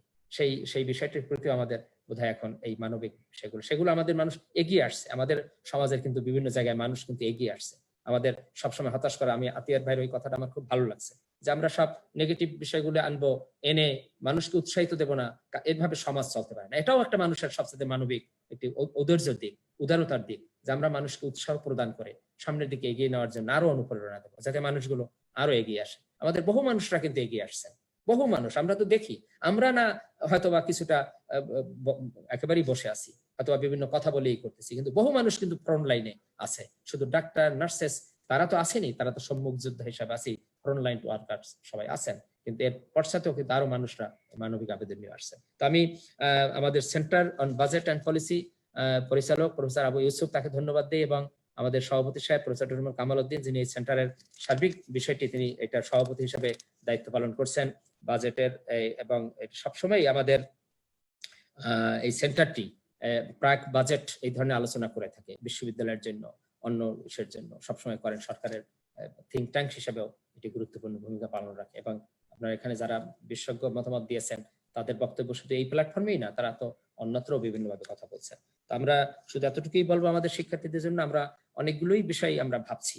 আমরা অফলাইন অনলাইন দুই বিষয়গুলো, অনলাইনের জন্য আমাদের যে ইনফ্রাস্ট্রাকচার লাগবে, যে স্ট্রাকচারড প্ল্যাটফর্ম গুলো লাগবে, সেই বিষয়গুলোর দিকে আমরা যাচ্ছি। আমাদের শিক্ষার্থীদের এন্ডের যে চাহিদাগুলো আছে, সেই চাহিদাগুলো সেগুলো আমাদের বিবেচনায় নিতে হবে। তো সেগুলো আমাদের মাননীয় কোষাধ্যক্ষ এখানে আছেন, তিনিও এই বিষয়গুলো বাজেটের সাথে তিনিও জড়িত থাকবেন বিশ্ববিদ্যালয়ের। তিনি নিঃসন্দেহে সকলের কথা শুনে তিনিও নিজেও সমৃদ্ধ হবেন এবং তারও এই ধরনের প্রতিফলন তিনি ঘটানোর নিজেও চেষ্টা করেন। তো এই কথাগুলো বলে আমি পুনরায় আপনাদের সকলের প্রতি গভীর কৃতজ্ঞতা জানাই, ধন্যবাদ দেই। আমি অনেক সমৃদ্ধ হয়েছি আপনাদের এই একেবারেই সুন্দর ভালো আলোচনা শুনে, যেটি আমাদের অনেক কাজে লাগবে বাস্তব জীবনে। তো আপনাদের সকলকে অসংখ্য ধন্যবাদ। আপনারা সকলে ভালো থাকুন এবং মুজিব বর্ষের শুভেচ্ছা জ্ঞাপন করে সকলকে মুজিবীয় শুভেচ্ছা। আসসালামু আলাইকুম রাহমাতুল্লাহ। ধন্যবাদ মাননীয় উপাচার্য স্যার, আপনার অনেক মূল্যবান সময় আমাদেরকে দেওয়ার জন্য এবং অনেকগুলো সুন্দর কথা স্যার আপনি বলেছেন। আমি একদমই শেষ পর্যায়ে আমরা অনুষ্ঠানের সবশেষে আমাদের সভাপতির বক্তব্য শুনবো। তার আগে আমি একটু আমাদের মাননীয় উপাচার্য স্যারের যেই সুন্দর বক্তব্য তার একটু সামারি বলছি। আমাদের উপাচার্য স্যার খুব সুন্দর করে বলেছেন যে আসলে বেঁচে থাকার বাজেট, আতিউর রহমান স্যার যেটি প্রথমে শুরু করেছিলেন, আমাদের মাননীয় উপাচার্য মহোদয় সেখান থেকে শুরু করেছেন যে আসলে এটি বেঁচে থাকার বাজেট হবে। আমাদের স্বচ্ছতা ও সুশাসনের দিকে গুরুত্ব দিতে হবে। আমাদের শিক্ষাঙ্গনে, বিশেষ করে আমরা উচ্চশিক্ষা প্রতিষ্ঠানগুলোকেই বলি, আমরা কৃচ্ছতা সাধনের জন্য স্যার বলেছেন যে আমাদের উচ্চশিক্ষা প্রতিষ্ঠানগুলো একটা অন্যতম উদাহরণ যেখানে আমরা সীমিত বাজেটে সবসময় চলে থাকি। তো সেইখান থেকে অনলাইন শিক্ষা কার্যক্রমের জন্য আমাদের শিক্ষার্থীদেরকে ভবিষ্যতে কি ধরনের সুযোগ সুবিধা দিতে হয়, সেই সুযোগ সুবিধা দেওয়ার ক্ষেত্রে ইকুইটি, পার্টিসিপেশন এবং ইনক্লুসিভনেস, এই তিনটি মূল দিকটিকে মাথায় রেখে আমরা শিক্ষার্থীদেরকে কিভাবে তাদের মানসিক স্বাস্থ্য এবং তাদের আর্থিক ও অন্যান্য কারিগরি দিক মাথায় রেখে ভবিষ্যতে অনলাইন শিক্ষা কার্যক্রমে যেতে পারি, এই ব্যাপারগুলো আমাদের মাননীয় উপাচার্য, আমাদের ডিন মহোদয়রা যারা আছেন, আমাদের পুরো বিশ্ববিদ্যালয় কর্তৃপক্ষ সুবিবেচনায় রাখছেন। এটি মাননীয় উপাচার্য আমাদেরকে নিশ্চিত করেছেন এবং সর্বশেষ তিনি এটিও বলেছেন যে আসলে আমাদেরকে এই সময়টাতে উদারতা এবং মানবিকতার অনন্য দৃষ্টান্ত স্থাপন করতে হবে, তবেই আমরা এই ক্রাইসিস থেকে উত্তরণ করতে পারবো। তো সবশেষে স্যারের কাছে আমাদের মাননীয় সভাপতি অপেক্ষা করছেন, আমরা তার কাছে যাওয়ার আগে আমি সবাইকে ধন্যবাদ দিতে চাই। আমাদের শুরু থেকে যারা আমাদের সাথে আজকে যুক্ত ছিলেন, প্রথমে আমাদের ধন্যবাদ জ্ঞাপন করেছিলেন, এই প্রোগ্রামের শুভেচ্ছা বক্তব্য দিয়ে শুরু করেছিলেন অধ্যাপক ডক্টর কাজী মারুফুল ইসলাম। অধ্যাপক ডক্টর কাজী মারুফুল ইসলাম ঢাকা বিশ্ববিদ্যালয়ের ডেভেলপমেন্ট স্টাডিজ বিভাগের অধ্যাপক এবং তিনি খুব সুন্দর করে আজকের আলোচনাটি শুরু করেছিলেন এবং এই প্রোগ্রামের যেই মূল বক্তব্য দেওয়ার জন্য আমরা আজকে যাকে পেয়েছিলাম, অধ্যাপক ডক্টর আবু ইউসুফ, তিনি আমাদের ঢাকা বিশ্ববিদ্যালয়ের ডেভেলপমেন্ট স্টাডিজ বিভাগের শিক্ষক এবং তিনি centre on budget and policy, এই সেন্টারটির পরিচালক। তিনি সুন্দর করেই আমাদের বাজেটে কি কি থাকতে হবে, শিক্ষা, সামাজিক সুরক্ষা, কৃষি, এই খাতগুলোতে কি কি থাকতে হবে, এই বাজেটের প্রায়োরিটি কি হবে, এই সুন্দর করে সবগুলো জিনিস তিনি তুলে এনেছেন। সরকারের অর্থ কোথা থেকে আসবে এবং কোথায় খরচ করতে হবে এই ব্যাপারে তিনি কথা বলেছেন। আমাদের পরবর্তীতে কথা বলেছেন অধ্যাপক ডক্টর তৈয়বুর রহমান। তিনি বলেছেন আমাদের বাজেট ফর্মুলেশনে আসলে কিভাবে আমরা বাজেটটিকে আরো অংশগ্রহণমূলক করতে পারি, বাজেট তৈরির প্রক্রিয়াটি, এই ব্যাপারে তিনি খুব সুন্দর করে কথা বলেছেন। এবং এরপরে আমরা পেয়েছিলাম অধ্যাপক ডক্টর মুস্তাফিজুর রহমান স্যারকে। তিনি সেন্টার ফর পলিসি ডায়ালগের একজন সম্মাননীয় ফেলো এবং ঢাকা বিশ্ববিদ্যালয়ের শিক্ষক সদস্য। তিনি খুব সুন্দর করে ত্রিমুখী যে সংকটে আমরা আছি এটি বলেছেন যে স্বাস্থ্য, অর্থনীতি এবং মানবিক সংকট, এই ত্রিমুখী সংকটের কথা তিনি বলেছিলেন এবং তিনি খুব সুন্দর করে কোথায় আমাদের বাজেট বাড়াতে হবে, কোথায় কমাতে হবে এবং কৃষি খাতে যে গুরুত্ব দিতে হবে তিনি সেই ব্যাপারে আতিউর রহমান স্যারের দৃষ্টি আকর্ষণ করেছিলেন। এবং পরবর্তীতে আতিউর রহমান স্যার আমাদের বাংলাদেশ ব্যাংকের সাবেক গভর্নর এবং ঢাকা বিশ্ববিদ্যালয়ের বঙ্গবন্ধু চেয়ার অধ্যাপক, তার খুব সুন্দর করে শুরুই করেছিলেন এবারের বাজেটকে বেঁচে থাকার বাজেট বলে। এবং আমার মনে হয় যে এটি একটি ট্যাগলাইন হয়ে গেছে যে আসলে বেঁচে থাকার বাজেট 2020-21 অর্থ বছরের বাজেট। তো এই ব্যাপারে তিনি স্যার খুব সুন্দর করে ফ্রন্টলাইন যোদ্ধাদের জন্য কি ধরনের আর্থিক ও কারিগরি সহায়তা দিতে হবে, আমাদের স্বাস্থ্য খাতে কি ধরনের আরো বাজেট বাড়াতে হবে, আমাদের কৃষি খাতে কিভাবে ন্যায্য মূল্য নির্ধারণ করতে হবে, পণ্য পরিবহনকে আরো সহজ করতে হবে, এই ব্যাপারগুলো স্যার তুলে ধরেছেন। আমাদের অর্থনীতিতে পণ্য এবং সেবার চাহিদা এটিকে চালু রাখতে হবে, সেটি সুন্দর করে স্যার বলেছেন। এবং বাংলাদেশ ব্যাংক কিভাবে আরো সামনের দিকে বাজেট সুন্দর করে বাস্তবায়নের জন্য সাহায্য করতে পারে এই ব্যাপারে তিনি অনেকগুলো সুন্দর করে দৃষ্টি আকর্ষণ করেছেন। তারপর আমাদের বিশেষ অতিথি আমাদের আজকের সম্মাননীয় আলোচক আমাদের অধ্যাপক doctor S M Maksud Kamal sir যুক্ত হয়েছিলেন। তার খুব সংক্ষেপে তার বক্তব্য বলেছেন আসলে আমাদের ত্রাণ ও দুর্যোগ ব্যবস্থাপনা এটিও একটি গুরুত্বপূর্ণ জায়গা যেটি আমরা কোভিড-19 মহামারীর সময় বুঝতে পেরেছি। তো সেইখানে স্যার হচ্ছে আমাদের এই যে আসন্ন যে ঘূর্ণিঝড় তার দিকে আমাদের দৃষ্টি আকর্ষণ করেছেন যে সামনের দিকে আমাদের বাজেটে কেন ত্রাণ দুর্যোগ ব্যবস্থাপনায় আরো অনেক গুরুত্ব দিতে হবে। স্যারকে অনেক ধন্যবাদ আমাদের সাথে যুক্ত হওয়ার জন্য। এবং সর্বশেষ তার আমরা বক্তব্য শুনেছিলাম আমাদের মাননীয় উপাচার্য মহোদয়। তিনি খুব সুন্দর করে অনেকগুলো জিনিস আমরা যে ব্যাপারগুলো স্যারের সামনে তুলে ধরেছি তিনি খুব ভালোভাবেই তার বক্তব্য দিয়েছেন। তো সবশেষে আমি আপনাদের সাথে মডারেটর হিসেবে ছিলাম এতক্ষণ মোহাম্মদ ইমরান হোসেন ভুইয়া। আমি ঢাকা বিশ্ববিদ্যালয়ের ডেভেলপমেন্ট স্টাডিজ বিভাগের সহকারী অধ্যাপক এবং সেন্ট্রাল বাজেট এন্ড পলিসির একজন গবেষক হিসেবে কাজ করছি। তো সেখানে আমাদের সাথে আজকে যারাই যুক্ত ছিলেন সবাইকে অনেক ধন্যবাদ জানিয়ে আমাদের মাননীয় সভাপতি সেন্ট্রাল বাজেট এন্ড পলিসি এই সেন্টারটির যিনি সভাপতি এবং ঢাকা বিশ্ববিদ্যালয়ের কোষাধ্যক্ষ আমরা স্যারের কাছে সর্বশেষ বক্তব্য শোনার জন্য চলে যাচ্ছি। অধ্যাপক ডক্টর মোহাম্মদ কামাল উদ্দিন, ঢাকা বিশ্ববিদ্যালয়ের মাননীয় কোষাধ্যক্ষ। স্যার আপনার বক্তব্য দিয়ে আমরা শেষ করব। জি, আসসালামু আলাইকুম, শুভ অপরাহ্ন। আমাদের সেন্টার অন বাজেট অ্যান্ড পলিসির আজকের এই প্রাক বাজেট আলোচনার সভার প্রধান অতিথি ঢাকা বিশ্ববিদ্যালয়ের মাননীয় উপাচার্য আমাদের মধ্যে এইমাত্র বক্তব্য রাখলেন। এছাড়া আমাদের বেশ কয়েকজন সহকর্মী কথা বলেছেন। আমি এছাড়া আমাদের মুস্তাফিজ স্যার, আতিউর রহমান স্যার সহ আমাদের ঢাকা বিশ্ববিদ্যালয় শিক্ষক সমিতির সভাপতি কথা বলেছেন। তো আমি আপনাদের সবাইকে ধন্যবাদ জানাই। আমাদের অনেকগুলো সেন্টার থাকলেও যে কয়টা সেন্টার অত্যন্ত ভাইব্রেন্ট তার মধ্যে হচ্ছে আমাদের এই সেন্টারটি। এই জন্য আমি এই পরিচালক সহ আমাদের এই সেন্টারের সাথে জড়িত যারা স্পেশালি আমাদের ডেভেলপমেন্ট স্টাডিজের শিক্ষকরা ব্যাপকভাবে কন্ট্রিবিউট করে আমি তাদের প্রতি কৃতজ্ঞতা জ্ঞাপন করছি। আমি কৃতজ্ঞতা জ্ঞাপন করছি মাননীয় উপাচার্যকে দীর্ঘক্ষণ আমাদের সাথে থাকার জন্য। তবে বাজেট নিয়ে শুধু এইটুকুনি বলবো যে এইবারের বাজেটটি হতে পারবে জীবন এবং জীবিকা, যেগুলো আমাদের অতিথিদের মুখ থেকে এর মধ্যে আসছে, আমি আর নতুন করে বলছি না। আর আমাদের মতো দরিদ্র পীড়িত দেশ মাননীয় প্রধানমন্ত্রীর নেতৃত্বে আমরা চেষ্টা করছি, ওনাকে অভিনন্দন ধন্যবাদ জানাই। আমার মনে হয় যে সুইডেনের যে মডেলটি, এই মডেলটির দিকে আমাদের যাওয়া ছাড়া খুব একটি বিকল্প নাই। আমি শুধু একটু কথা বলবো, 2 দিন আগে আমি একটু ওষুধ কেনার জন্য ধানমন্ডিতে গিয়েছিলাম।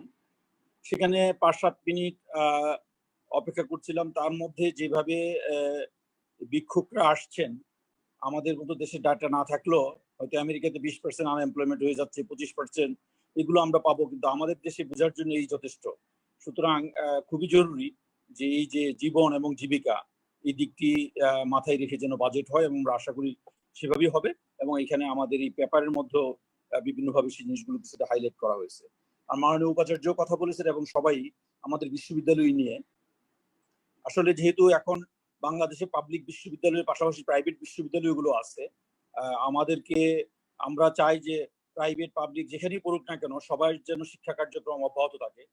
যদিও এটা বিভিন্ন কারণে আমাদের ইনফ্রাস্ট্রাকচার যে বিষয়গুলো উপাচার্য বলছেন এবং আমাদের সহকর্মীরা বলছেন, সেক্ষেত্রে এটা আমাদেরই দায়িত্ব। তো উন্নত বিশ্বে ধরুন সরকার আলাদাভাবে ছাত্ররা যে যারা পার্ট টাইম জব করতো তাদের যখন যেহেতু ইনকাম ডেটা আছে, কারণ তারাও তো ট্যাক্স দেয়, তো তাদের 70-80% মোটামুটি ভাবে সরকার থেকে আলাদাভাবে দিয়ে দিয়েছেন, যাতে করে ছাত্রদের শিক্ষা কার্যক্রম বজায় থাকে। স্বাভাবিকভাবে আমরা সেটা পারবো না। আর আমাদের এই মুহূর্তে আসলে বিশ্ববিদ্যালয় বা লকডাউন চলছে, এর ভিতরেও ধরেন আমাদের হিসাব দপ্তর খোলা রেখে আমরা প্রতিদিনই আমি এই যে এখন একটু আগেও ফাইল অপেক্ষা করতেছে, তো আমাদের কর্মকর্তা কর্মচারীরা জীবনের বাজি রেখে মূলত কাজ করছে। সুতরাং আমরা ব্যাপকভাবে এখনো বাজেটে হাত দিতে পারি নাই। শুধু এইটুকুন বলবো, আমাদের যে রেভিনিউ বাজেট তাতে করে মানে আসলে তেমন কিছুই করার নাই। আমাদের এই 6,000 কর্মকর্তা কর্মচারীর জন্য আগামী 1 বছরে যে পরিমাণ ইনক্রিমেন্ট হিসেবে বেতন ভাতা যাবে সেইটুকুনো বাড়ানো সম্ভব হচ্ছে না। 15-20 হাজার কোটি টাকা, 15-20 কোটি টাকার বেশি আসলে আগামী বছরের বাজেটে আসবে না, গত বছর যা ছিল। তো সেটা না বলে শুধু আমি এটুকুন বলবো যে যদি সম্ভব হতো, ইউজিসি এখন ধরেন এই ধরনের কিছু কার্যক্রম দেখছে কিভাবে আমরা যদি, কারণ এই সমস্যাটি ভ্যাকসিন আবিষ্কার না হলে পরে দীর্ঘমেয়াদী হতে পারে এবং আমাদের ছাত্রদের শিক্ষা কার্যক্রম বজায় রাখা জরুরি। উপাচার্যজি বলছিলেন আমরা যদি আমাদের সিন্ডিকেটের মাধ্যমে হয়তো আমাদের এন্ডের যে ধরনের সমস্যাগুলো আছে কিছুটা সাধন করে একভাবে আইটি সাপোর্ট দিতে পারলাম, কিন্তু আমাদের হাজার হাজার ছাত্রছাত্রী, সেই ক্ষেত্রে আমি জানি না, আমরা একবার চেষ্টাও করেছিলাম এইভাবে যে উন্নত বিশ্ববিদ্যালয় স্টুডেন্ট লোন আছে, আমাদের দেশে সেটা নাই। আমাদের ছাত্ররা অনেক কষ্ট করে টিউশনি করে, অনেকের হয়তো এর মধ্যে টিউশনি চলে গেছে, আমি জানি না তারা আবার শিক্ষা কার্যক্রম শুরু হলেও কতটুকু ফিরে আসতে পারবে। এই জন্য আমরা চেষ্টা করেছিলাম যে ব্যাংকের সাথে করা যায় কিনা কোনোভাবে লোন নেওয়া ছাত্রদের, এটা বিভিন্ন কারণে এখন আর ব্যাখ্যা করছি না। যদি সরকার থেকে ধরেন আমাদের ইউজিসির মাধ্যমে পাবলিক বিশ্ববিদ্যালয়কে এই ধরনের কোনো ঘোষণা দেওয়া যেত, যেমন আমরা শিক্ষকরা বা সরকারি কর্মকর্তারা এখন লোন নিতে পারি, সরকার সেখানে সাবসিডি দিচ্ছে 4% হারে আমরা দিব, বাকিটা সরকার দিবে। তো ছাত্রদের এই যে মহামারী, যেটা বিশ্বযুদ্ধের পরে বলা হয় যে এইবারই প্রথম প্যান্ডামিক, এখানে যদি মোটামুটি ভাবে এইভাবে একটা ঘোষণা দেওয়া যেতে পারতো যে 20 থেকে 50,000 টাকা তারা বিভিন্ন ব্যাংক থেকে লোন নিতে পারবে, পাবলিক বিশ্ববিদ্যালয়ের কাগজপত্রগুলো দেখালেই হবে, এটার গ্যারান্টি সরকার দিবে, এবং এটার যে ইন্টারেস্ট এটা সম্ভব হলে 0 হতে পারে, আর না হলেও যদি সামান্য কিছু হয় সেটা ছাত্ররা ভবিষ্যতে যখন কমপক্ষে 5 বছরের জন্য, তাহলে আমার মনে হয় একদিকে যে এই যে আজকে আইসিটি প্ল্যাটফর্ম নিয়ে যে কথাটা হচ্ছে, ছাত্ররা কোনোভাবে সেটা দিয়ে একভাবে পার্টিসিপেট করতে পারে, অন্যভাবে তাদের শিক্ষা কার্যক্রম চালিয়ে নিতে এটাকে সহায়তা করতে পারে। অ্যামাউন্টটা কত হবে, কি শর্ত হবে, সেগুলো আমাদের পলিসি মেকাররা দেখতে পারে। তাহলে আমার মনে হয়, কারণ আমরা এই সামগ্রিক অবস্থায় সমস্যার মধ্যে থাকলেও আমাদের এই অন্যান্যরা যারা এই দেশে ধরা যাক এই স্কুল কলেজগুলো টিভির মাধ্যমে কিছু শিক্ষা কার্যক্রম চালু রাখছে, যারা ধরেন ইংলিশ মিডিয়ামে আছে তারা তো রীতিমতো অনলাইনে ক্লাস করছে, প্রাইভেট ইউনিভার্সিটি গুলো করছে। সুতরাং আমরা বিশ্ববিদ্যালয়, পাবলিক বিশ্ববিদ্যালয় হিসাবে এটা আমরা যারা পলিসি মেকিং এ আছি, এটা আমাদের নৈতিক দায়িত্ব হয়ে দাঁড়িয়েছে। কিন্তু আমি আমার আর বিশ্ববিদ্যালয়ের বাজেট নিয়ে আলোচনা করলাম না, এটা রেভিনিউ বাজেট থেকে আসলে ওইভাবে হতে পারবো না। কিন্তু যদি সরকার এই মুহূর্তে অন্যান্য দেশের মতো এরকম একটু একটা প্ল্যান নিয়ে এগিয়ে আসে, তাইলে আতিউর রহমান স্যার বা মুস্তাফিজ স্যার যে ডিমান্ডের কথাটা বললো সেটাও কিন্তু টিকে থাকবে। সুতরাং আমি আজকে আবারও যারা অংশগ্রহণ করছেন, উপাচার্য সহ আমাদের যে স্বনামধন্য ব্যক্তিরা দীর্ঘক্ষণ আমাদের সাথে ছিলেন, আমি আপনাদের অসংখ্য ধন্যবাদ জানাই। আমাদের সেন্টার বাজেট এন্ড পলিসির সাথে যারা জড়িত আছে, বিশেষত আমাদের ইমরান অত্যন্ত সুন্দরভাবে পুরো জিনিসটা সামারাইজ করছে, তাকে অসংখ্য ধন্যবাদ জানাই। আর আমি আর কথা না বাড়িয়ে আমি আমার বক্তব্য এখানে শেষ করছি। আপনাদের সবাইকে অসংখ্য ধন্যবাদ।